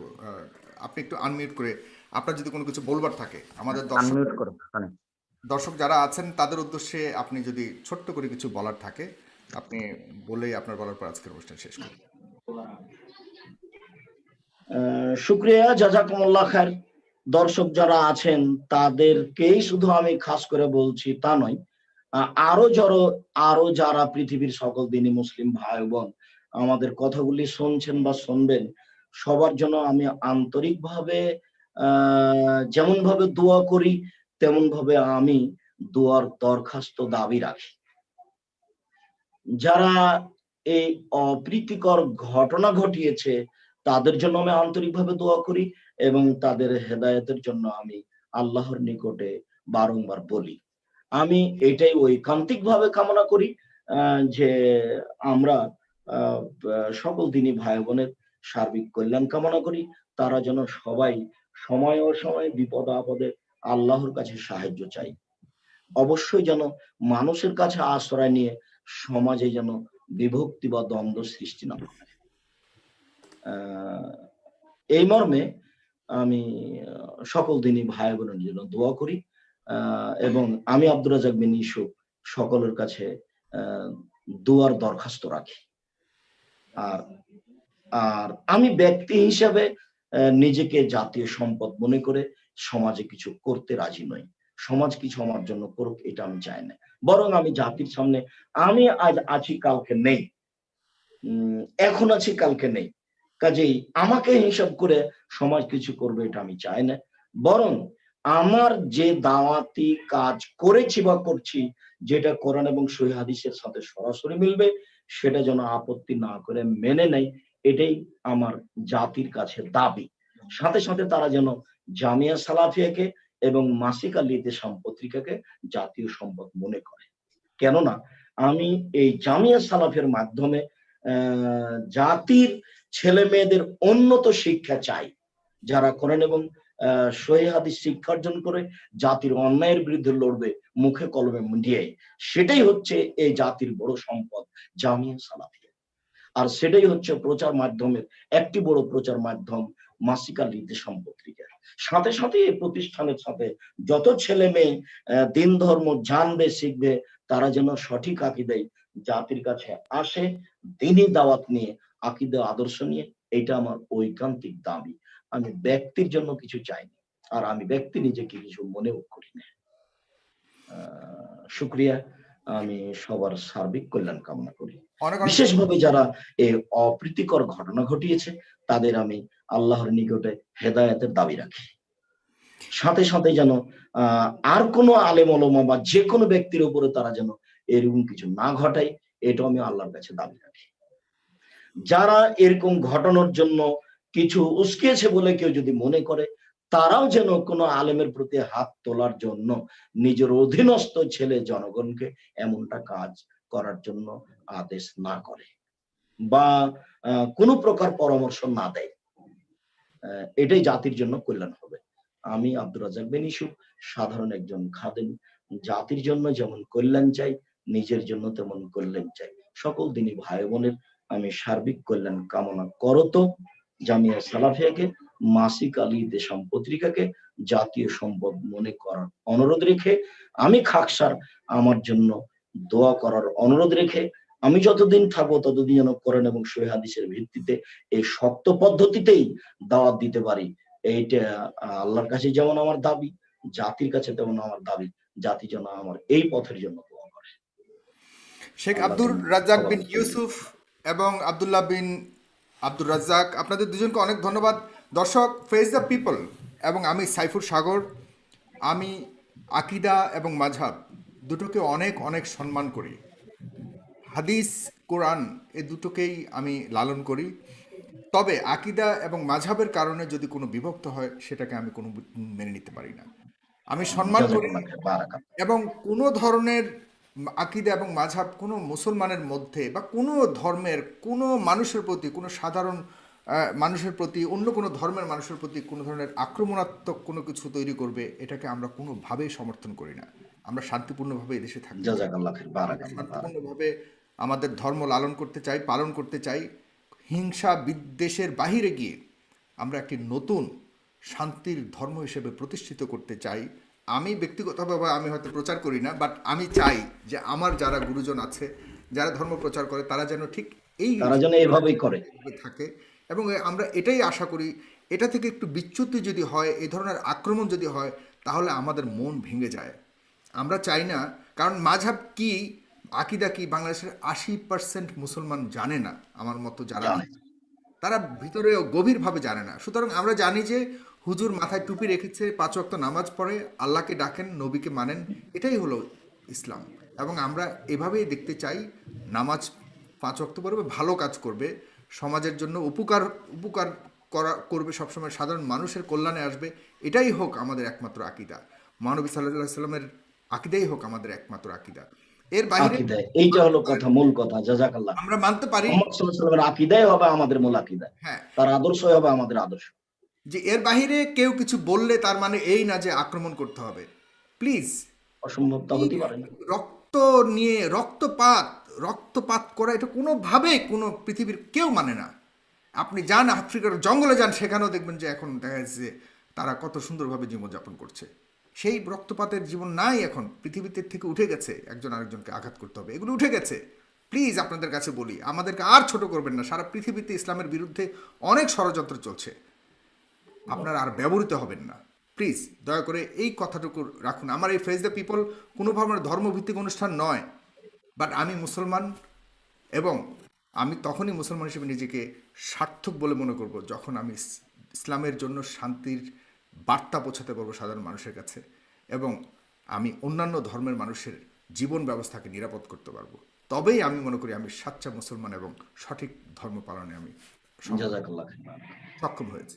আমি আজকের এই অনুষ্ঠানের মাধ্যমে এবং ফেস দ্য পিপলের মাধ্যমে অনেক অসম্ভবকে সম্ভব করার মতো একটা অবস্থা তৈরি হয়েছে। আপনারা জানেন ইতিমধ্যে অনেক পরিবর্তন এসছে, আরও পরিবর্তন আসবে এদেশের। ইনশাআল্লাহ। মানে এই রক্তপাত যে যুক্ত মানসিকতা রয়েছে, সেটা থেকে বেরিয়ে এসে হীন মানসিকতা থেকে বেরিয়ে এসে ভালোবাসার একটি সমাজ ব্যবস্থা তৈরি হবে, এবং সবাই একসাথে হাসি মুখে একই সাথে দাঁড়িয়ে আমরা চাই ইসলামের শান্তির পথটিকে প্রশস্ত করতে। সবাই ভালো থাকবেন, সুস্থ থাকবেন, আমার সাথে থাকবেন, এবং আমার ইউটিউব চ্যানেলটিকে সাবস্ক্রাইব করে আগামী অনুষ্ঠান দেখার জন্য আপনাদেরকে আহ্বান করছি। হুজুর ভালো থাকবেন, সুস্থ থাকবেন। অনেক কষ্ট করে আপনি দেড় ঘন্টার মতো আমার সাথে রয়েছেন। আপনি খুবই ব্যস্ত। হুজুর, আল্লাহ আপনাকে ভালো রাখুক।